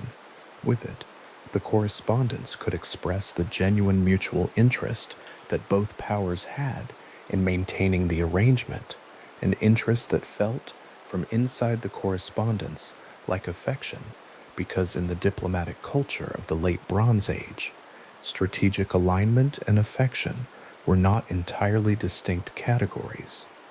The plain below the Taurus passes receive the last light of the afternoon in the way that flat landscapes tend to receive it, evenly, without the shadows that broken terrain creates, the entire surface illuminated at the same low angle until the light withdrew and left the plain in a uniform dimness that preceded the dark. The tells rose from that surface, the earthen mounds that marked the sites of ancient occupation, catching the last of the light on their upper surfaces while their lower slopes fell into shadow, and for a few minutes in the transition between day and dark, they were the most visible features in the landscape, the accumulated deposits of generations of habitation held in the shapes of hills that were not quite natural and not quite built.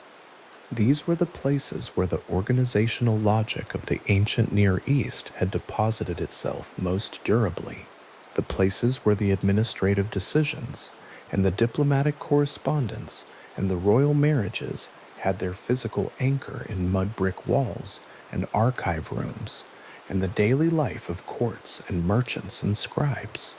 The Mitanni sphere included many such places, and the relationships between them, the tributary connections, and the vassal obligations, and the trade routes that ran from one to the next, constituted the actual substance of the kingdom's power in a way that was more durable than any single political event, but also, as the record shows, capable of being dismantled piece by piece through the patient application of Hittite diplomatic attention. The Orontes moved through its valley as the light left it, the sound of the current quiet in the cooling air. The fields along its banks settled into the particular stillness that follows the end of the working day and precedes the full arrival of night. The boundary it had briefly represented between two spheres of ancient power was already by the point in the historical narrative when the record begins to show the Hittite reorganization of the Syrian vassal network, a more uncertain line than it had been. The world organized around that line was continuing to change, as the world organized around political agreements always continues to change, the river itself remaining in its course, while the arrangements that had borrowed its name dissolved back into the larger movement of events from which they had briefly been organized into something stable. The Orontes had been flowing before the Egyptian and Mitanni negotiators decided it was useful, and it continued flowing long after the agreement that had named it as a boundary ceased to have any practical meaning in the political geography of the ancient Near East. This is, in its quiet way, one of the more persistent facts the landscape offers, that the features which outlast the arrangements made around them do so not through any quality of their own, but simply through the difference in the timescales on which geography and politics operate. The river moving at the speed of water, the empires moving at the speed of human decisions, and the difference between those two speeds being, in the long run, the whole story. The clay of Tishrata's longest letter is pale and slightly uneven at its edges, worn by the handling of the scribes who prepared it, and then worn again, it seems, by nothing at all, by time simply passing over it in the sealed dark of the archive room at Amarna. Under the low raking light that archivists use to read cuneiform, the wedge-shaped signs press upward from the surface in shallow relief, their shadows sharpening each character into legibility. The salutation runs across the upper register of the obverse face, to Amenhotep, King of Egypt, my brother. The word for brother is pressed there cleanly, unmistakably, a political claim and a form of address, and reading it now, something that feels almost like need, the specific and patient need of a king who understood what the brotherhood of great powers actually meant, and what would happen if that brotherhood went unanswered. There are several letters from Tushrata in the Amarna archive. They are among the longest in the entire collection, and they are among the most personal, not personal the way private correspondence is personal, where one person speaks without calculation to another, but personal the way a diplomatic document becomes personal when the calculations inside it are very close to the surface, when the formal warmth of the brotherly address is doing a great deal of work and both parties know it. Tushratta wrote to Amenhotep III. He wrote to Amenhotep's successor, Akhenaten. He wrote with elaborate professions of love, with detailed inventories of gifts sent and gifts received, with careful genealogical recitations connecting the two royal houses through daughters given in marriage, with anxious inquiries about the Egyptian pharaoh's health, and woven through all of it with requests for gold. The requests for gold are worth sitting with for a moment, because they are not incidental. They are the thread on which much of the correspondence hangs, and they are the place where Tushratta's letters most clearly show the shape of what the Mitanni kingdom needed, and what it could no longer produce on its own. Gold did not come easily from the upper Khabur plain. The territory that the Mitanni kingdom commanded was rich in other ways: fertile agricultural land, river access, control of overland routes, pasture for the horses that the Mitanni trained and traded. But gold was Egypt's advantage, the resource the Egyptian state possessed in a quantity that no other great power of the late Bronze Age could fully match, and Tushratta knew this with the precision of a king who had built his court's financial operations around the expectation of receiving it. In his letters, he reminded Amenhotep III of the gold that had been sent in previous reigns.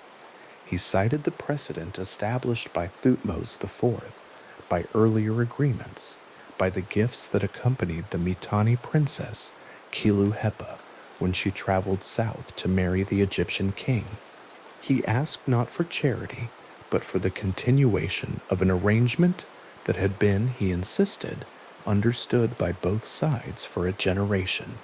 The gold in Egypt, he wrote to Amenhotep III, in a phrase that has stayed in the record, is like dust, and the image carries its own kind of weight, the weight of a king who was not making an unreasonable request by his own accounting, and who needed to believe, or to perform believing, that the brotherhood of the two royal houses meant the dust would keep coming. Before Tushratta came to the throne, the succession had passed through violence. His elder brother, Artashumara, had held the position briefly, and then a court official, identified in the Amarna letters by the name Udhi, arranged Artashumara's assassination. The disorder that followed was the kind of disorder that attached itself to a reign and did not fully let go. Tushratta eventually came to power in the aftermath of the killing, and he wrote in his letters that he had eventually killed Udhi and his accomplices, settling the matter with the directness of a king who had the authority to settle it. The claim is there in the correspondence. What is not there in any surviving text is the kind of clear and uncontested confirmation that would allow the record to close the question. The manner of Tushratta's accession remained a point of vulnerability, a narrative about the throne that rivals could and did use when the moment came, when the kingdom's edges had grown soft enough to allow the rivals' voices to reach Washukani without being turned back. The letters to Amenhotep III are warmer in register than the letters to Akhenaten. This may reflect nothing more than the different temperaments of the two pharaohs, and the different moments in the Mitanni kingdom's trajectory. Amenhotep III was at the height of his reign's stability when most of the Tushratta correspondence was composed, and the fraternal language between the two courts carried the weight of an established relationship, multiple diplomatic marriages, an exchange of gifts that had been going on long enough to have its own internal logic. the comfortable tone of two institutions that had been practicing the performance of brotherhood long enough to have grown slightly natural inside it. The letters to Akhenaten carry a different quality. They are not less warm in their formal address, but there is something underneath the warmth, visible in the increasing specificity of Tushratta's requests, in the growing length of his genealogical recitations, in the careful rehearsal of what had been promised and what had not yet been delivered. The quality of a correspondence working harder than it had previously needed to work, producing the same warmth through greater effort because the warmth had begun, on the Egyptian side, to thin. The dispute over the gold statues sits at the center of this deterioration with an almost domestic precision. Tushratta had sent his daughter Tadu Hepa to Egypt to marry into the pharaoh's household, continuing the pattern of marriage alliances that had connected the two royal houses across a generation. Part of the arrangement involved gold, solid gold statues, as Tushratta understood and recorded the agreement, objects of the kind that constituted genuine wealth in the currency of late Bronze Age royal exchange. What arrived in Mitanni, according to Tushratta's letters, were statues plated in gold. The exteriors caught the light correctly. The weight was wrong. A hollow object covered in gold is not a gold object in any accounting system that matters. And Tushratta's letters make clear that this was understood by everyone involved, that the gap between the appearance of the gift and its actual value was not a misunderstanding, but a choice that the Mitanni king could not simply accept without registering what the choice signified about the state of the brotherhood it represented. The letters on this subject are precise in a way that illuminates the entire structure of late Bronze Age diplomacy. Gold in this context was not simply wealth, it was the material form of the relationship itself, the evidence that the brother king on the other side of the correspondence valued the connection in proportion to his stated affections, that the language of love and brotherhood between royal houses was not merely ornamental, but was backed by something real and transferable. When the statues arrived plated rather than solid, what Tushratta received was a message about the state of the alliance, whether Akhenaten's court intended it as such or not. The letters in response are long. They cite the precedents. They invoke the memory of Amenhotep III, whose gold Tushratta wrote had been genuine. They ask, with the precise politeness of a formal grievance in a diplomatic register, that the correct gift be sent. The request was, as far as the surviving record shows, never satisfied. Across the Taurus Mountains and in the courts of the Syrian vassal kingdoms that had long oriented themselves toward the Mitanni capital, a different kind of correspondence was in motion. Suppiluliuma, I had come to the Hittite throne around 1344 BCE, and he was engaged in a program of systematic diplomatic work that moved at the pace of a patient long-term project rather than a sudden campaign. The Syrian kingdoms, Aleppo, Mukish, Nuhashi, others, had been within the Mitanni sphere of influence for generations. Their tribute and manpower and strategic depth gave the Mitanni state much of what made it a great power, rather than simply a regional kingdom.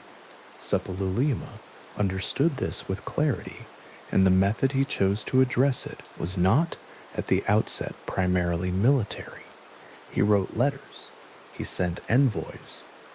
He offered protection in the same fraternal language that the great power diplomatic system had developed for exactly this kind of negotiation.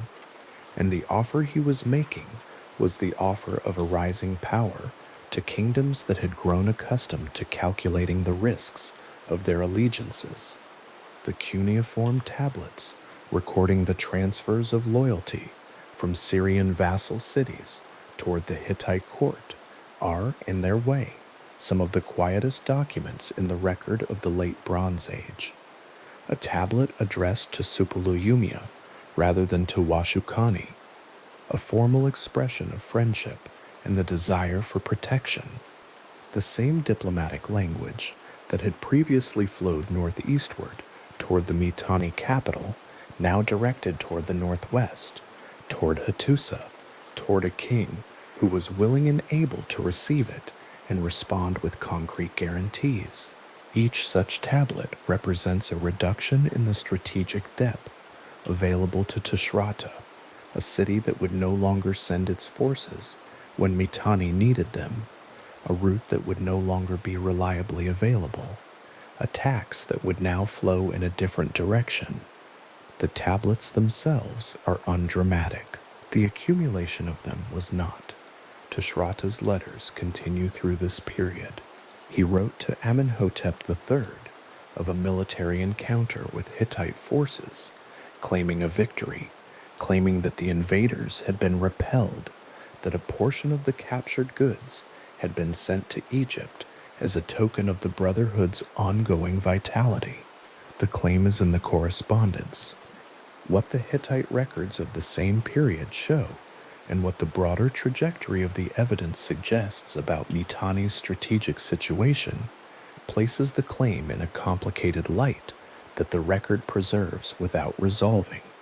One reading holds that Tushratta was reporting a genuine tactical success, that there had been a real engagement, that Hittite forces had been driven back, that the gift was the legitimate fruit of a genuine victory.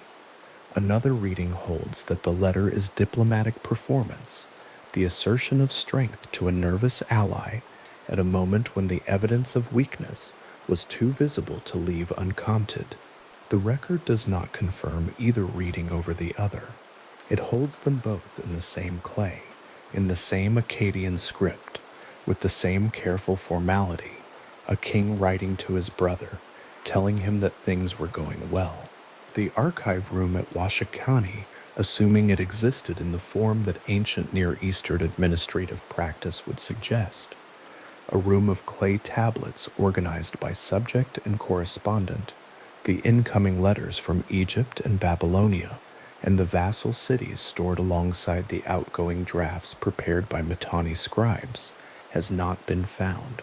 Tel Fakhariya, the broad earthen mound in northeastern Syria, near the Syrian-Turkish border, that scholars regard as the most likely location of the Mitanni capital, has not been excavated to the depth where that archive would rest if it is there.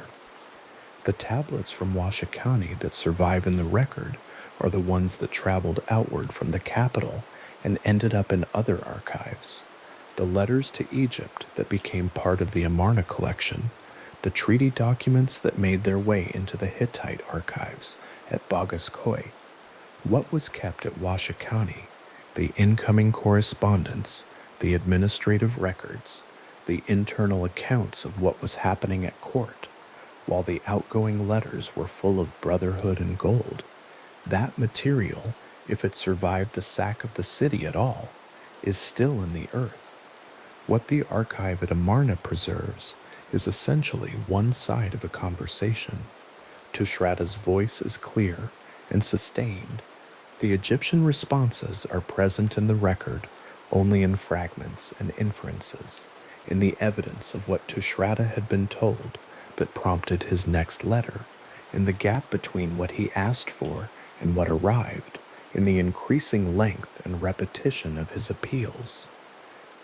A conversation reconstructed from one party's letters has a particular quality, a particular kind of incompleteness that is itself a kind of information.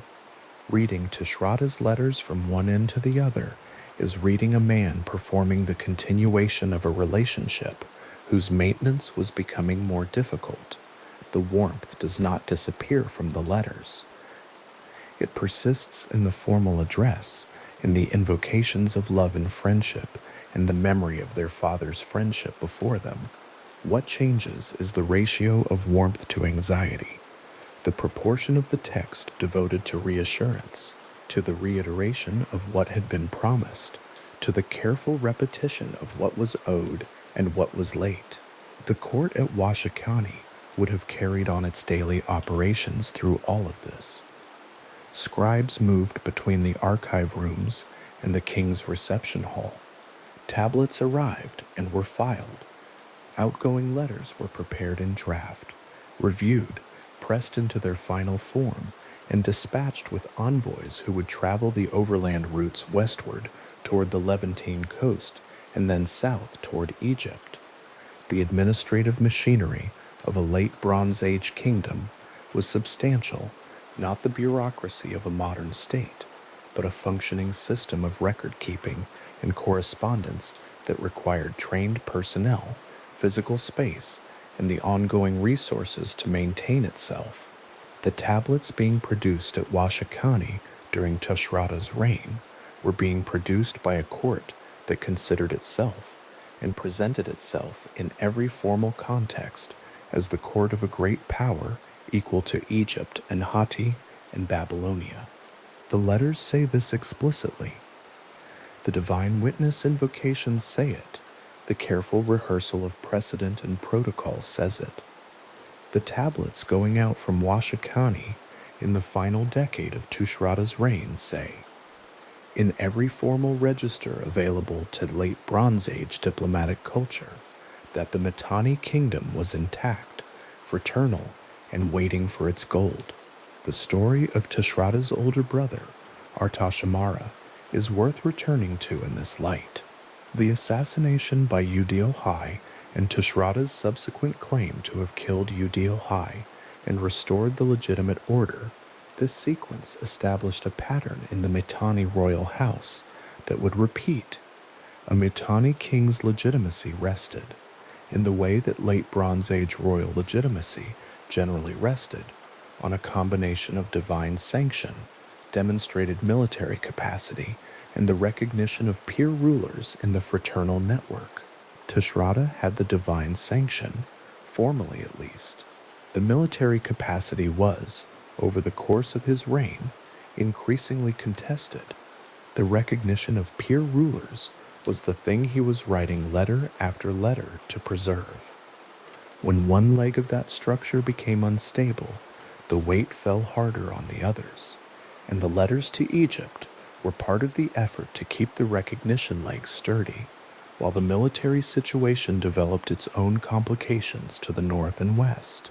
Suppiluliumai's method of dismantling Mitanni's Syrian sphere was systematic in a way that the surviving record documents carefully enough to follow, though not continuously. The vassal relationships that Mitanni had maintained across Syria were not uniform.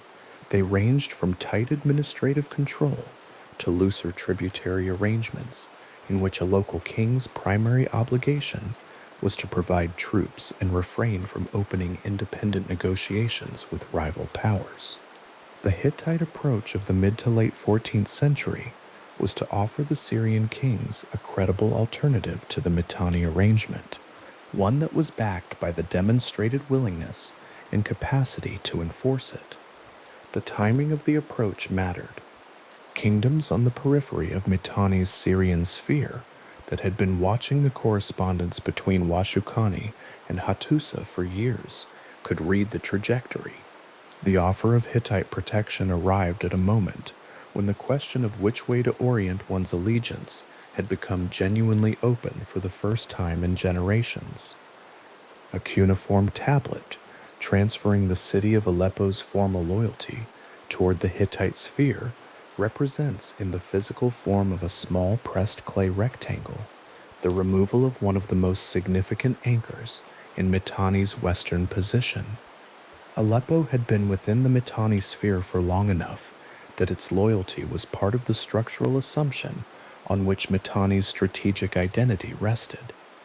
Its departure, and the departure of Mukish and of Nuhashi, was the dissolution of that structure piece by piece, not in a single campaign, not in a great battle, but in the slow accumulation of tablets addressed to a different king, traveling in a different direction, each one a small and specific withdrawal of what the kingdom needed to remain what it had been, Tushratta's letters to Akhenaten were composed against the background of this progressive withdrawal.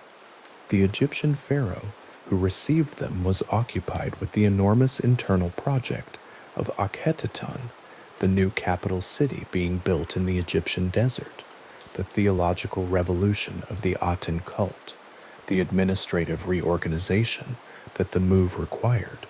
Whether Akhenaten read Tushratta's letters with the attention their author intended, whether the request for gold reached a reader who understood their strategic urgency, whether the hollow statues sent in reply were a deliberate signal or the product of an Egyptian court operating under its own enormous pressures, these questions the record does not answer clearly. The tablets were filed. Some of them show marks that suggest they were read, turned over, perhaps annotated. Others rest in the archive in a condition that suggests they may have arrived and been set aside without the response the author spent so much of his court's energy requesting. The hollow gold statues occupy an interesting position in the record, precisely because they represent the kind of specific detail that illuminates a larger pattern. An agreement had been made. The substance of the agreement, solid gold objects of a particular kind, representing a particular value, was not delivered. The exterior appearance of compliance was delivered instead. From Tushratta's perspective, this was not a misunderstanding. The letters make his interpretation plain. What he received was not what had been agreed, and the difference between the two was not incidental. In the language of late Bronze Age fraternal diplomacy, where the form of a gift was inseparable from its meaning as a statement about the relationship it represented, a gold-plated object, where a solid gold object had been promised, was a statement. Whether Akhenaten's court intended it as a statement, or whether it reflected the pressures of an Egyptian administration managing its own resource constraints during the disruption of the Amarna period, is a question the surviving evidence does not resolve. The anxiety in Tushratta's letters, visible in the repetition, in the careful rehearsal of genealogical precedent, in the increasingly elaborate invocations of brotherhood and love, is the anxiety of a king who understood the geometry of his situation. The Egyptian alliance was the critical external support for a kingdom that was losing its Syrian vassal base and facing in the Hittite expansion a methodical and well-resourced opponent. Gold from Egypt funded the operations of a court that could not sustain itself on the resources of the Kabur plain alone. The diplomatic recognition implicit in the exchange of letters and daughters and gifts kept the Mitanni position in the great power network legible and real. Without the alliance, the kingdom's situation was considerably more exposed than the formal language of Tushratta's letters acknowledged. With the alliance, there was the possibility of maintaining the appearance of great power status long enough for the strategic situation to shift. The letters kept coming. The gold in the proportions Tushratta needed did not. What the record preserves in this period is the specific texture of a diplomatic relationship being sustained through effort rather than through the momentum of genuine mutual advantage. Tushratta writes of love. He writes of what his father and Amenhotep's father had shared. He writes of the daughters who had passed between the royal houses and the blood connection that those daughters represented, a connection that in the diplomatic culture of the late Bronze Age carried genuine juridical weight, creating obligations that could be cited in correspondence and expected to be honored. He is not simply performing. The framework he is invoking was real, and within that framework his claims were legitimate. What was also real was the distance between the framework and the situation, the gap between what the Brotherhood of Great Kings promised and what the actual political circumstances of the 1340s and 1330s BCE were producing. The scribes who prepared Tushratta's letters were trained in the Akkadian diplomatic language that served as the common medium of great power correspondence across the ancient Near East in this period. They wrote in a register that required a particular kind of competence, formal, precise, fluent in the conventions of the brotherly address, able to compose a document that functioned simultaneously as political claim, personal appeal, and commercial negotiation without allowing the layers to become visible in a way that would undermine any one of them. The letters that survive from Tushratta's court are, in this technical sense, accomplished documents. The skill of the scribes who produce them is visible in the construction, in the ordering of the material, in the way the requests for gold are embedded within and softened by the surrounding professions of warmth. That skill, and the archive it produced, is one of the clearest windows into what the Mitanni court was doing in the years when the kingdom's structural problems were accumulating. A clay bulla, a small disk of clay, used to seal a document bearing the impression of a royal seal from Tushratta's court would carry in its pressed surface the image that the Mitanni royal administration had chosen to represent its authority, the seal design that identified Washukani's scribal output as coming from the royal house, the form of authentication that made the tablet official and binding within the diplomatic system. The seal impression slightly blurred at one edge where the pressure of application had pushed the clay a fraction beyond the design's margin, the identity of the sender still legible in the design's surviving detail. Objects like this are the administrative understructure of the letters, the physical form of the claim to great power status, the material evidence that the kingdom behind the correspondence had a functioning bureaucratic apparatus capable of producing and certifying diplomatic documents. They are small objects. They were pressed into clay by hands following a procedure that had been established long before Tushratta came to the throne, and would have continued by institutional inertia until the institution stopped. The question of when the institution stopped, when the letters stopped being sent, when the scribes stopped producing their Akkadian drafts in the archive rooms of Washukani, when the clay bulla stopped being pressed, and the envoys stopped being dispatched toward Egypt. This question the record answers only partially, and at the edges. What can be established is that the Amarna letters as a collection ends. The correspondence from Tushratta to Akhenaten has a final letter in the surviving archive, and after that, the record from Washukani in the Egyptian collection is silent.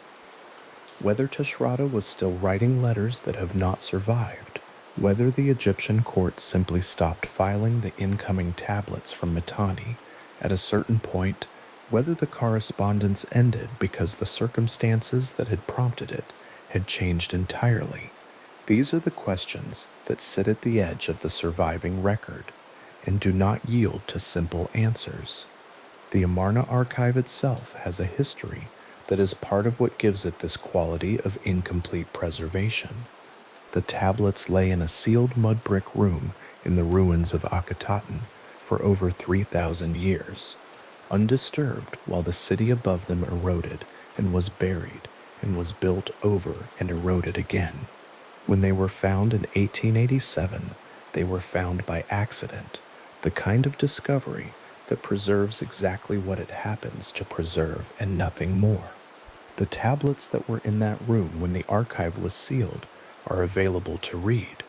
The tablets that were not in that room, the responses from Washukani, the letters that stayed in Mitanni, the records kept in the capital that was eventually sacked, are not. What the Amarna archive gives access to is a particular sample of the correspondence, preserved by the specific circumstances of a city abandoned and sealed, and the record of the Mitanni kingdom's final great power years that emerges from it is a record shaped by that preservation, by what happened to be there when the door was closed. Tushratta's longest letter is among the largest tablets in the collection. Under raking archival light, the Akkadian signs read clearly across most of its surface: the salutation, the genealogical recitations, the professions of brotherhood, the requests. The word for brother runs through it like a structural element, repeated with the regularity of a formal refrain, each repetition pressing the claim again into the clay. The claim was serious. The relationship it asserted had been real and had produced, across 2 generations of Mitanni and Egyptian royal houses, a genuine set of diplomatic and material exchanges that shaped the political landscape of the ancient Near East. The letters that remain are the record of a king trying to maintain that relationship across a widening distance, writing with the formal warmth of a system he had been born into, and with the urgency of someone who understood, with increasing clarity, what the system's failure would mean.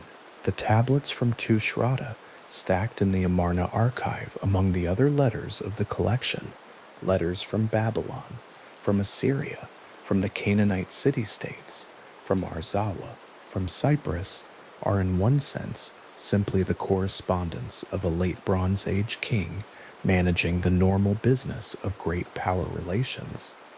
In another sense, they are the most intimate record that survives of a kingdom in the process of losing the things that had made it what it was.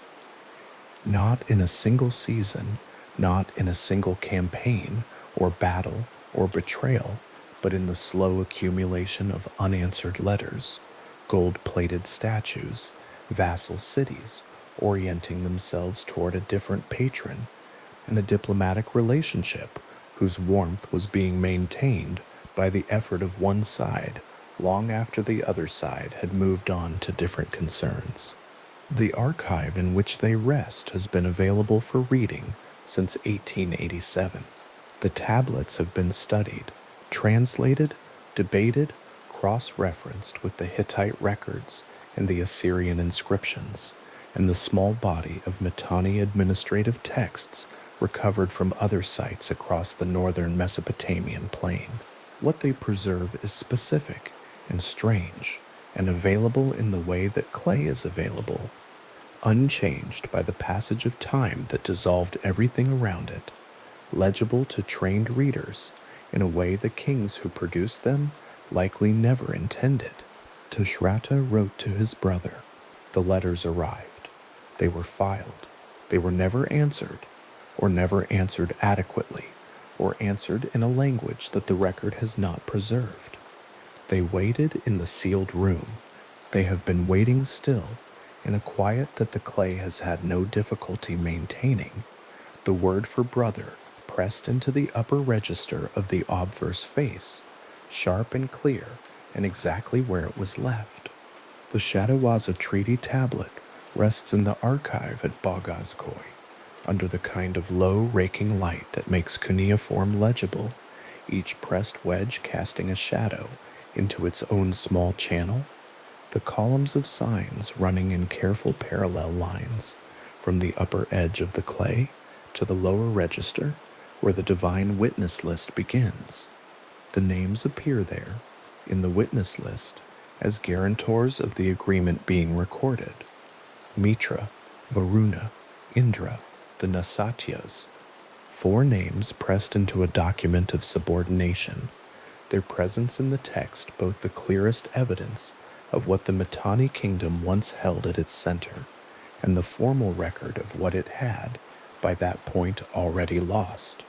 The tablet is a Hittite document. It was found in a Hittite archive.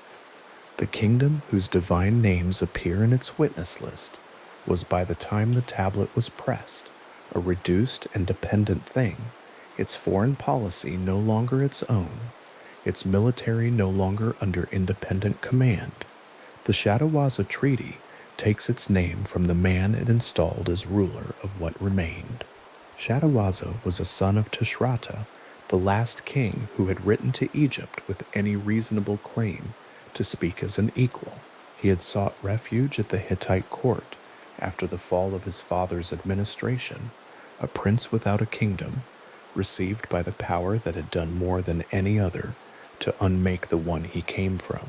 Suppiluliuma, the Hittite king who had spent the better part of a decade peeling Mitanni's Syrian vassal network away, piece by piece, now offered this exiled son a throne in exchange for the kind of fealty the treaty was designed to formalize. The agreement specifies no independent foreign policy. It specifies no independent military command. It records that Mitanni forces are subject to Hittite direction. This is the document in which a kingdom becomes a province, dressed in the language of kingship. The divine witness list was standard practice. Treaties of this kind required divine guarantors from both parties, powers called upon to enforce the agreement against whoever violated it. The Hittite deities appear in the upper portion of the list. The Mitanni deities appear below. Mitra and Varuna, guardians of cosmic and social order in the Indo-Aryan religious tradition, their names cognate with figures who appear in the Vedic literature of the Indian subcontinent. Indra, the warrior deity, the chariot-mounted power who breaks through obstacles. The Nastyas, twin figures associated with horses and with rescue, their names appearing in the Vedas as the Ashvins, the divine horsemen. These are not Hurrian names. They are not Akkadian names. They arrive in the Shatawasa Treaty as what they appear to be, traces of the Indo-Aryan religious vocabulary that had marked Mitanni's ruling culture since the kingdom's earliest formation, pressed into the last major document in which that vocabulary appears anywhere in the ancient Near Eastern record. They are present in a treaty of subordination. That is where the record catches them. The document itself survived because Hittite archives survived. The site of ancient Hattusa in north-central Turkey, a city whose great mud brick and stone administrative complexes were excavated beginning in the late 19th century, preserved a body of cuneiform text across thousands of tablets, a substantial proportion of which remains only partially studied. The Shatawasa Treaty exists in multiple copies from that archive, which is unusual enough to suggest the Hittites considered it a document worth preserving carefully. It records the terms of a new arrangement. It names the gods who will enforce those terms. And among those gods, in a subordinate position in the list, as their kingdom was subordinate to the arrangement being formalized, Mitra and Varuna and Indra and the Nasatyas appear, and then, across the subsequent documentary record, they do not appear again. The process by which the Mitanni heartland reached this point had moved along a particular path. Suppiluliuma had not approached the kingdom from its most fortified direction. The Hittite records indicate that the king moved his forces along a circuitous route through the Taurus mountain passes, entering the Mitanni sphere from an unexpected angle rather than across the obvious frontier. The mountains themselves are not difficult to imagine at the relevant season, narrow corridors of rock descending southward toward the Syrian plain. The air cold at altitude in early spring before the path opens onto the wide flat land of the upper Kabur and Euphrates regions. An army traveling in file through those passes would have emerged into a different landscape entirely. The low horizon, the dry fields, the tells rising from the plain, the river systems threading the land between them. It was through this approach, the Hittite accounts record, that the forces of Suppiluliuma, the Rasht Washukani, the Mitanni capital, the city named in the Amarna letters, in treaty documents, in administrative records from multiple ancient Near Eastern archives, as the seat of Mitanni kings in the center of a kingdom that at its height controlled the upper triangle of land between the Tigris and Euphrates, the Jazira, the fertile zone from which Mitanni rulers had for over a century directed the affairs of northern Mesopotamia, the city whose location remains, in the current state of archaeological knowledge, unconfirmed. Tel Fakaria, a broad earthen mound near the Syrian-Turkish border, sits in the upper Kabur River region in the approximate location where the ancient texts suggest the capital would have stood. The scholarly assessment of the identification is cautious.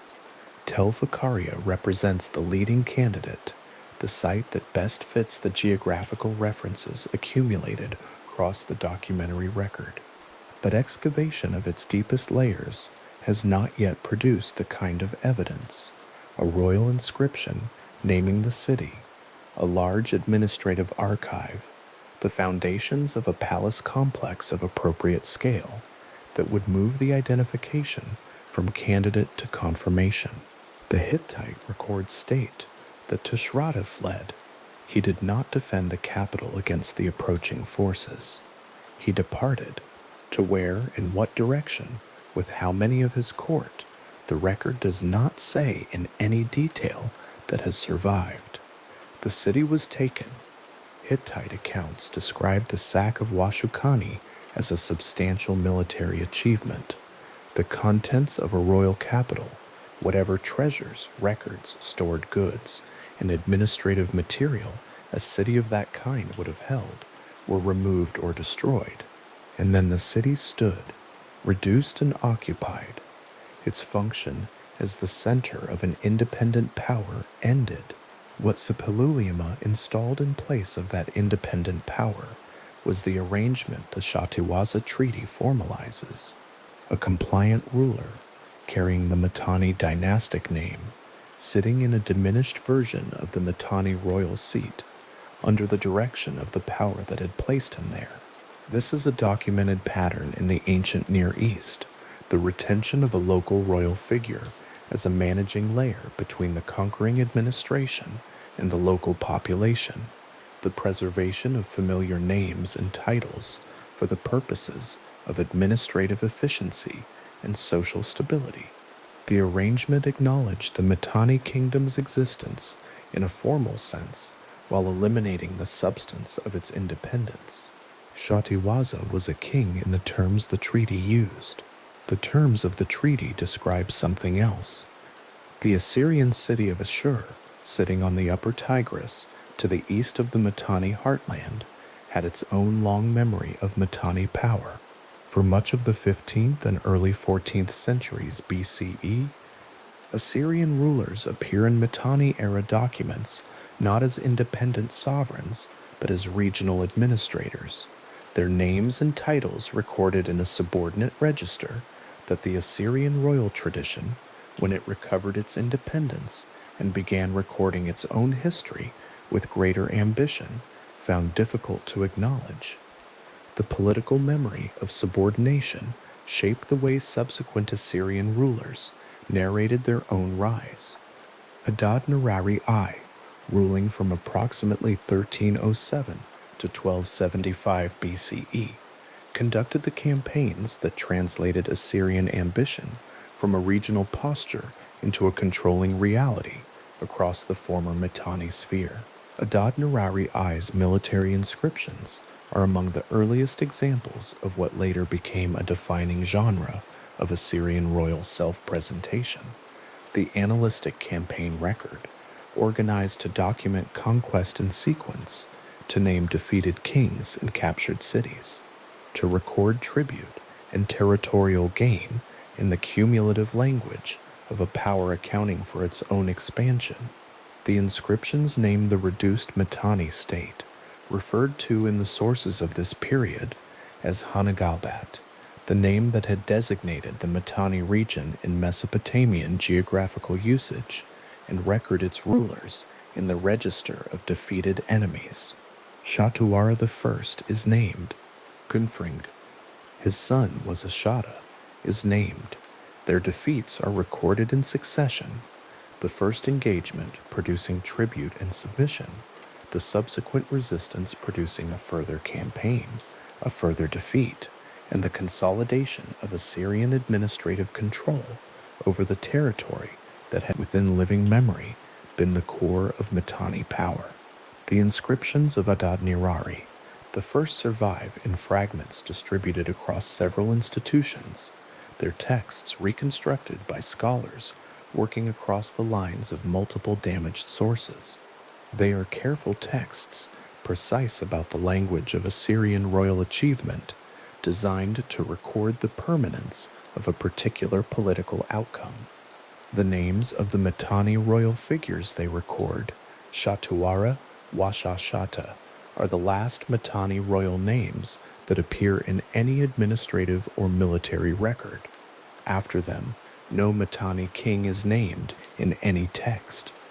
The administrative geography of the Upper Kabur and Upper Euphrates regions reorganizes in the subsequent Assyrian documentary record as a province. The name Hanigalbat continues to designate the region in Assyrian usage, but the political entity it had once named is gone.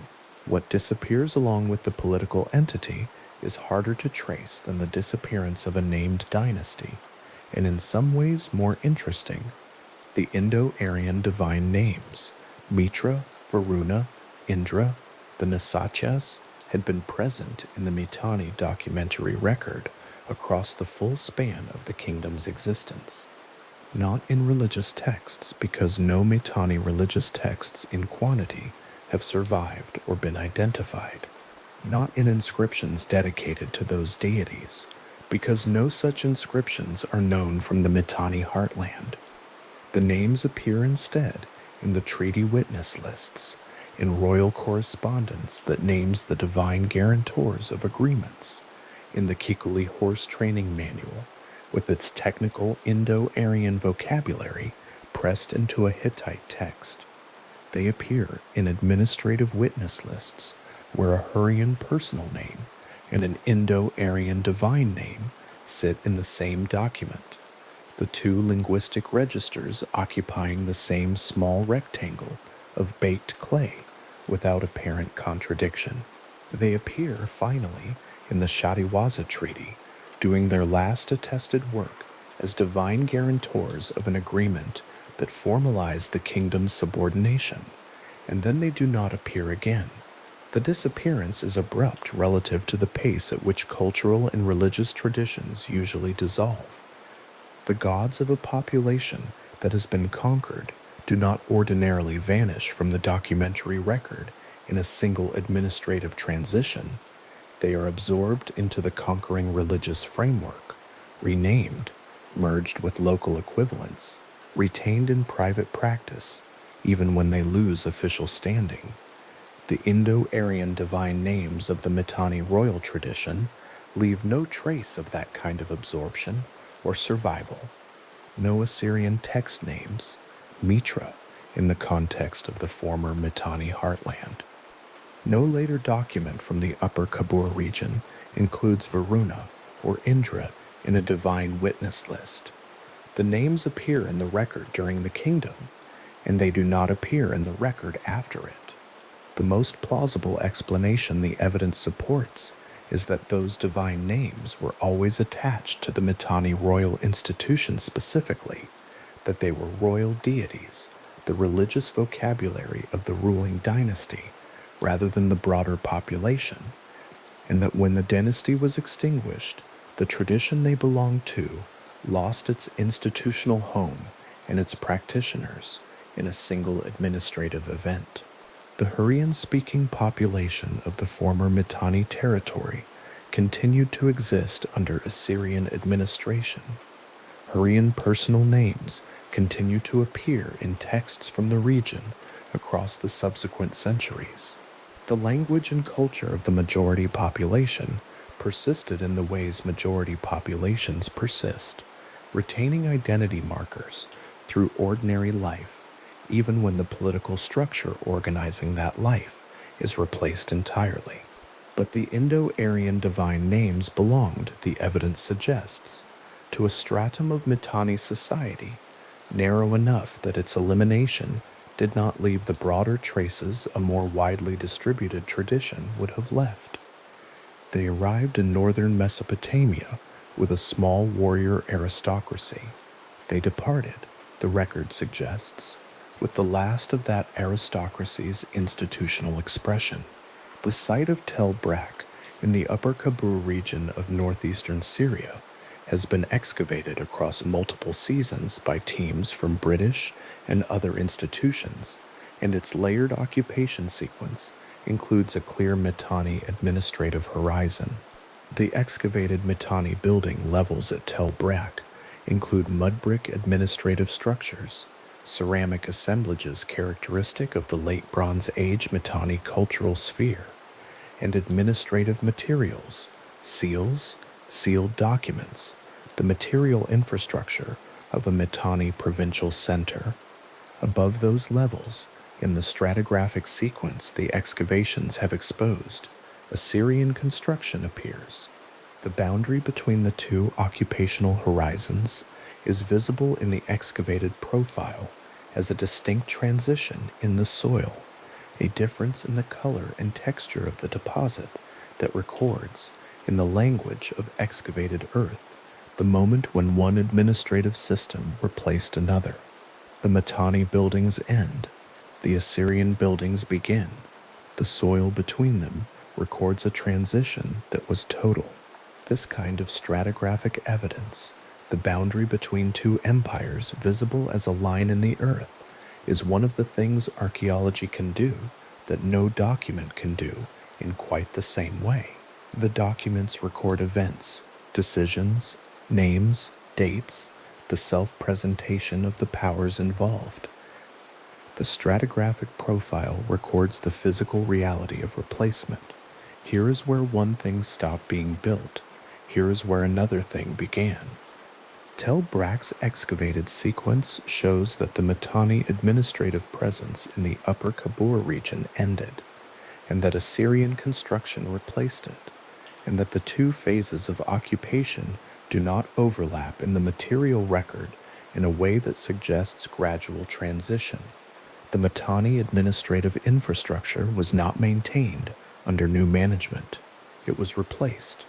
Shadawaza's kingdom, the rump state that occupied the period between Suppiluliuma's sack of Washukani and the final Assyrian absorption, left traces in the documentary record that are thinner than the traces of the kingdom at its height, but they are there. A small number of tablets from this period reference administrative functions continuing in the Mitanni heartland under Hittite suzerainty. The bureaucratic life of the region went on. Land transactions were recorded. Officials administered provincial matters. Scribes pressed signs into clay. The formal machinery of governance persists through transitions that the documents describing those transitions present as total. What the Shatiwaza period's thin administrative record shows is that between the fall of Tushratta and the Assyrian absorption, the Mitanni heartland existed in an intermediate condition, reduced in scale, curtailed in independence, but still administratively coherent in the limited sense that its internal affairs were still being managed by local officials using local administrative conventions. Adad Nirari ice campaigns ended that intermediate condition. The inscriptions frame the campaigns as responses to Mitanni aggression, to Shatawara I's apparent alignment with a Hittite diplomatic position, to Washashata's subsequent resistance after his father's submission, but the framing of the Assyrian annalistic record is designed to present Assyrian military action as responsive and just, not preemptive or expansionist. The campaigns recorded in those inscriptions were not necessarily described with equal accuracy in the framing that contextualizes them. What the campaigns produced is less disputed than what motivated them: the elimination of the remaining Mitanni royal house, the incorporation of the territory into the Assyrian administrative system, and the end of any political entity in the Upper Kabul and Upper Euphrates region that could reasonably claim continuity with the kingdom the Amarna letters knew. The Amarna archive itself, Those approximately 382 clay tablets found in 1887 in the ruins of Akhenaten's abandoned capital at Amarna in Egypt preserved the Mitanni diplomatic record in the way that many ancient documents have been preserved, through accident rather than design. The tablets were left behind when Akhenaten's court abandoned the city of Akhetaten after the king's death. They were not filed in a permanent archive somewhere else. They were not deliberately preserved. They were simply not taken. They lay in the mud brick rooms of the diplomatic archive at the edge of the city, covered gradually by the collapse of the walls and roofs above them, buried under the accumulating deposit of the centuries until a villager's digging implement broke the surface of the tell in 1887 and exposed them, the tablets bearing Tushratta's correspondence to Amenhotep III, and Akhenaten the long, anxious letters requesting gold, asserting brotherhood, describing victories against Hittite forces in terms the historical record does not fully corroborate, were among those tablets. They survived because they were forgotten. The archive room became, without anyone deciding it should, a seal. Tushratta's longest letter in the Amarna archive remains one of the most personal documents in the corpus. It addresses the Egyptian pharaoh with elaborate protestations of warmth, the word for brother appearing across its face in the recurring way of a diplomatic convention that had been in Tushratta's use of it something more than convention. The requests for gold run through the letter in parallel with the professions of affection, the two registers intertwined in a way that makes it difficult to know where the personal ends and the political calculation begins, and equally difficult to know whether that distinction meant anything to the writer. Tushratta needed the gold. He said so repeatedly in letters that the Egyptian court received, filed, and near the end of the correspondence appears to have answered with a decreasing urgency that Tushratta found distressing. The hollow gold-plated statues he complained of receiving from Akhenaten's court in response to a request for solid gold were, in the logic of the correspondence, not simply an insult to his dignity. They were evidence that the alliance on which his position depended was deteriorating in ways the warm language of brotherhood could no longer conceal. The gold-plated statues are not preserved anywhere. The complaint about them is preserved in Tushratta's letter, and the complaint is among the more vivid specific details in the entire archive. The image of a royal gift object whose exterior catches the light of solid gold, but whose weight in the hand would immediately betray what it was not. Tushratta's letter describes his response to receiving those objects in terms that make clear he understood the distinction. He was a king who knew the difference between a gift that expressed the full value of the diplomatic relationship and a gift that expressed something else.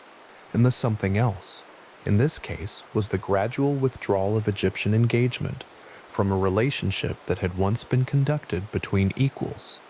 The scribes who pressed Tushratta's words into clay were professionals, trained in the Akkadian scribal tradition that served as the international diplomatic language of the late Bronze Age, capable of rendering the register of royal self-presentation in the formulaic patterns those letters required. They worked in Washukani, in the administrative complex whose location the current archaeological record has not confirmed. They pressed the signs carefully in the trained hand of someone who had spent years learning the cuneiform system in a school that taught the Mesopotamian tradition of scribal education.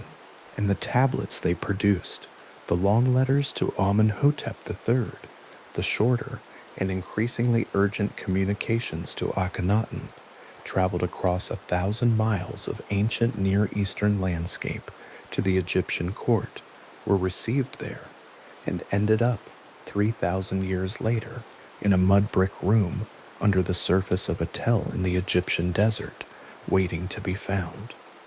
the last cuneiform tablet from the former Mitanni heartland to bear an Indo-Aryan divine name, has not been identified with certainty. The record thins across the Shatiwaza period, and the documents from that period are fewer and less studied than the documents from the kingdom's height. What can be said is that the Shatiwaza treaty found at Bogazkoi, preserved in the Hittite archive, its divine witness list, naming Mitra and Varuna and Indra and the Nasatyas in the lower register of the guarantors, represents the latest securely dated attestation of those names in the context of Mitanni royal authority. After the Assyrian annexation, the names do not appear. The transition from present to absent happened within the span of the Assyrian campaigns under Adad-nirari I. The names were there in the treaty that formalized the rump state. They were gone from the administrative record of the province that replaced it. Where they went, whether they survived in practice, in private devotion, in household religion, in the upper Kabur villages of the former Mitanni heartland. The record does not say, because that kind of survival does not ordinarily appear in administrative documents. And administrative documents are what the ancient Near East has most abundantly preserved.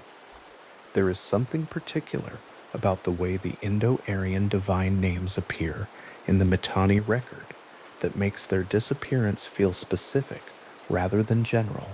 They appear in contexts that are explicitly royal, treaty witness lists, correspondence that names the divine powers backing a king's commitments, the administrative vocabulary of a ruling institution. They do not appear in the kinds of texts that would preserve popular religious practice, votive inscriptions, household dedications, the private correspondence of ordinary people, texts from temples serving a general population. If those texts existed, they have not been found and identified. The Indo-Aryan religious vocabulary of Mitanni appears in the record as a vocabulary of royal power, and royal power is the thing that the Assyrian annexation eliminated. The rest, the Hurrian-speaking villages, the agricultural routines, the ordinary commerce of the Kabur plain, continued without requiring the names to continue with it. The Kabur River itself is still there. It still flows through northeastern Syria, still threads the flat agricultural plain between its low banks, still carries the name Kabur that is recognizably continuous with the ancient geographical designations used in Mitanni era and Assyrian era texts. The tells rise from the plain along its course. Tel Brak, Tel Halaf, Tel Fakaria, and others whose occupation sequences span the Bronze Age and earlier. Some of those tells have been excavated across multiple seasons. Others have been surveyed but not excavated in their deeper layers. Tel Fakaria, the site most commonly identified as the best candidate for ancient Washukani, has been partially investigated. Its surface material and its visible architectural remains have been studied. Its deepest layers, the late Bronze Age occupation levels that would correspond to the period of Mitanni royal authority, remain largely unexcavated, sealed beneath the accumulated deposit of subsequent occupation.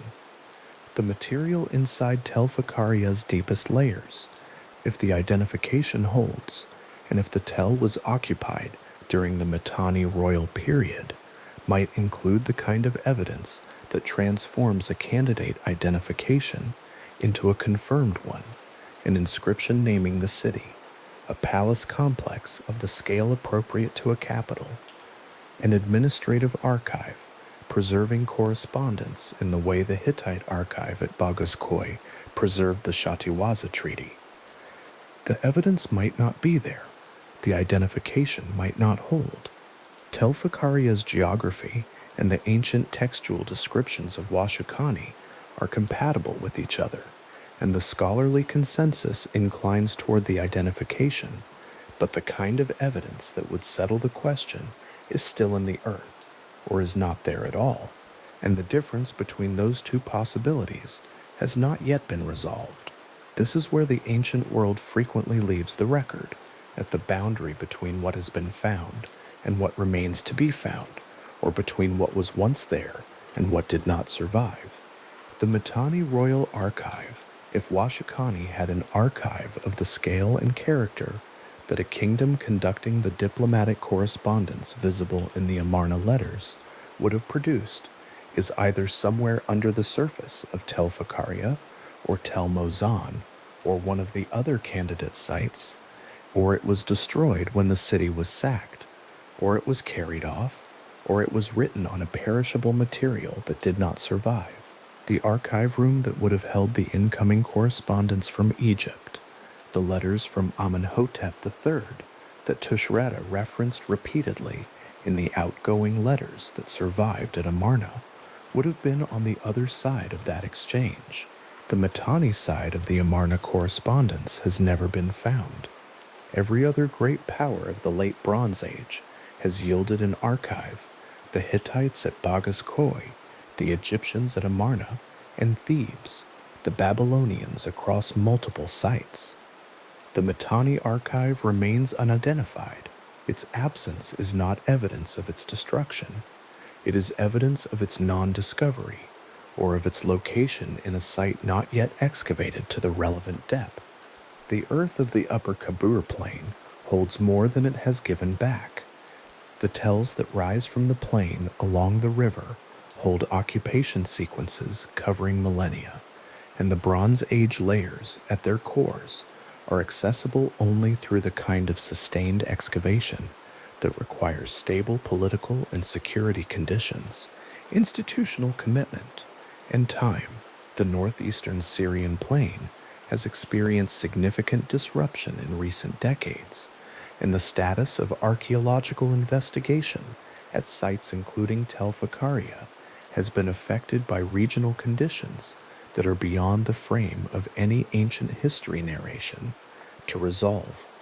The practical result is that the question of what lies in the deepest layers of the Mitanni capital's most likely site remains open, not because the question cannot in principle be answered, but because the conditions for answering it have not been consistently available. The tablet bearing the Shatiwaza Treaty in the Bogazkoi archive continues to be studied. The Mitanni divine names in its witness list continue to be cited in scholarship on Indo-Aryan migration, on Bronze Age religious history, on the language affiliations of the Mitanni ruling tradition. The names Mitra and Varuna appear in the Vedic literature of the Indian subcontinent in a religious context that developed along a separate path from whatever role they played in the Mitanni royal tradition. But the etymological and functional connections are clear enough to anchor the comparative analysis that scholars have built on them. The Kikuli horse training text at Hattusa, with its technical training interval terms borrowed from an Indo-Aryan counting vocabulary, sits in the same body of Hittite archival material and continues to be examined for what it says about the transmission of horse training knowledge across the ancient Near East. The cylinder seals from the Mitanni administrative sphere, pressed across clay in the administrative centers of the kingdom, survive in museum collections in various countries, their chariot imagery still precise after 3,000 years. What the record holds of Mitanni is in the nature of ancient evidence, uneven, dense in some periods, thin in others, rich in particular categories of document, and silent in others. The Amarna correspondence gives a Mitanni king's voice in unusual detail, Tushratta's anxiety, his warmth, his frustration, his assertions of victory, his requests for gold, but gives almost nothing of the administrative life of the Mitanni heartland, the provincial governance, the agricultural economy, the religious practice of the Hurrian-speaking majority population. The treaty archive at Bagas Khoi gives the legal and diplomatic framework of Mitanni's international relationships but does not give the daily texture of life in Washukani. The Kikuli text gives technical horse training vocabulary, but not the broader curriculum of the training establishment it represents. The archaeological record gives ceramic assemblages, architectural sequences, administrative seal impressions, and stratigraphic boundaries between occupational phases, but has not yet given the palace the archive or the royal inscription that would place the capital on the modern map with certainty. The kingdom's shape, assembled from these fragments, is nonetheless coherent. It was a genuinely hybrid creation, Hurrian in its majority population, its administrative language, and its daily life, but marked at the level of its ruling institution by the Indo-Aryan divine names, the horse training vocabulary, and the chariot warfare doctrine that make it something other than simply a Hurrian kingdom. It commanded the upper triangle of land between the two great rivers of Mesopotamia, at a time when that geography made it a necessary partner and occasionally a dangerous rival for every other major power in the ancient Near East. It conducted diplomacy in the fraternal register of international equals, sending daughters to the Egyptian court and receiving Egyptian diplomatic gifts in return, addressing pharaohs as brothers and receiving the same address back, maintaining the fiction and the reality of parity across a correspondence that spanned multiple generations of Egyptian and Mitanni royalty. It trained horses to a standard that its neighbors found worth learning from, and in the Hittite case, worth preserving in a text that survived to be excavated centuries later. And it disappeared, not in a single catastrophic moment, but across a sequence of events that ran from the stripping away of its Syrian vassal network, through the sack of its capital, through the installation of a compliant dynasty, through the Assyrian campaigns that absorbed even that reduced, Hufal remnant, leaving its clearest traces not in monumental stone, but in the pressed clay of documents that were created by other civilizations for other purposes, and happened to record the Mitanni world in the process of doing so.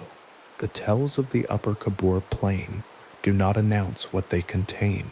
They rise from the surrounding fields as they have always risen, rounded mounds of compacted occupation debris, their surfaces scattered with the sherds and lithics that agricultural activity and erosion bring to the surface over time, their interiors holding the compacted remains of hundreds or thousands of years of continuous settlement.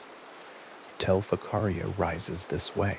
Its profile against the sky looks to an eye that has not been trained to read it, like a natural feature of the landscape, a low hill in a flat place, nothing more. The trained eye reads it differently. The shape of a tell, the characteristic mounding of accumulated occupation, the surface scatter of ceramic material that places the most recent surface occupation in its period, the slightly irregular profile that suggests architectural remains inside the mound rather than natural geological deposit. Inside the mound, if the identification holds, the rooms of the Mitanni capital may still exist in the specific and patient way that buried things exist, their walls collapsed but traceable, their floors covered by the debris of collapse and subsequent occupation, the objects on those floors preserved under the weight of everything that came above them. Scribal archives, if they existed, are fragile. Clay tablets survive well when they have not been exposed to moisture, but poorly if the conditions of burial have been wet.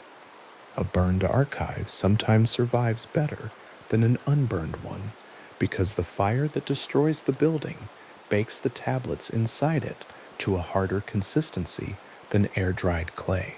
A sacked capital might have burned. The evidence does not say. The river runs through the dark. The Kabur is quiet at this hour, the flat plain invisible at night, except for the ambient light that the sky holds over flat open ground, the tells invisible against the surrounding fields, the surface of the earth as still as it is most of the time. Beneath that surface, at a depth that increases with every meter that separates the present ground level from the Bronze Age occupation layer, the compacted remains of a kingdom that organized itself around this landscape for 2 centuries continue to exist in the conditions that burial creates, protected from the further decay that exposure produces, sealed from the present by the weight of everything that accumulated above. The rooms and the tablets in the walls of Washukani, if they are there, know nothing of the Assyrian provincial administration that replaced them, nothing of the Hellenistic settlements that came later, nothing of the centuries of agricultural occupation that built the tell above them, layer by layer. They are in the specific stillness of things that have been in the same place for a very long time, beneath a sky that goes on regardless, above a river whose name the Mitanni kings would have known, in a landscape that has been inhabited continuously since long before the kingdom arrived and long after it dissolved.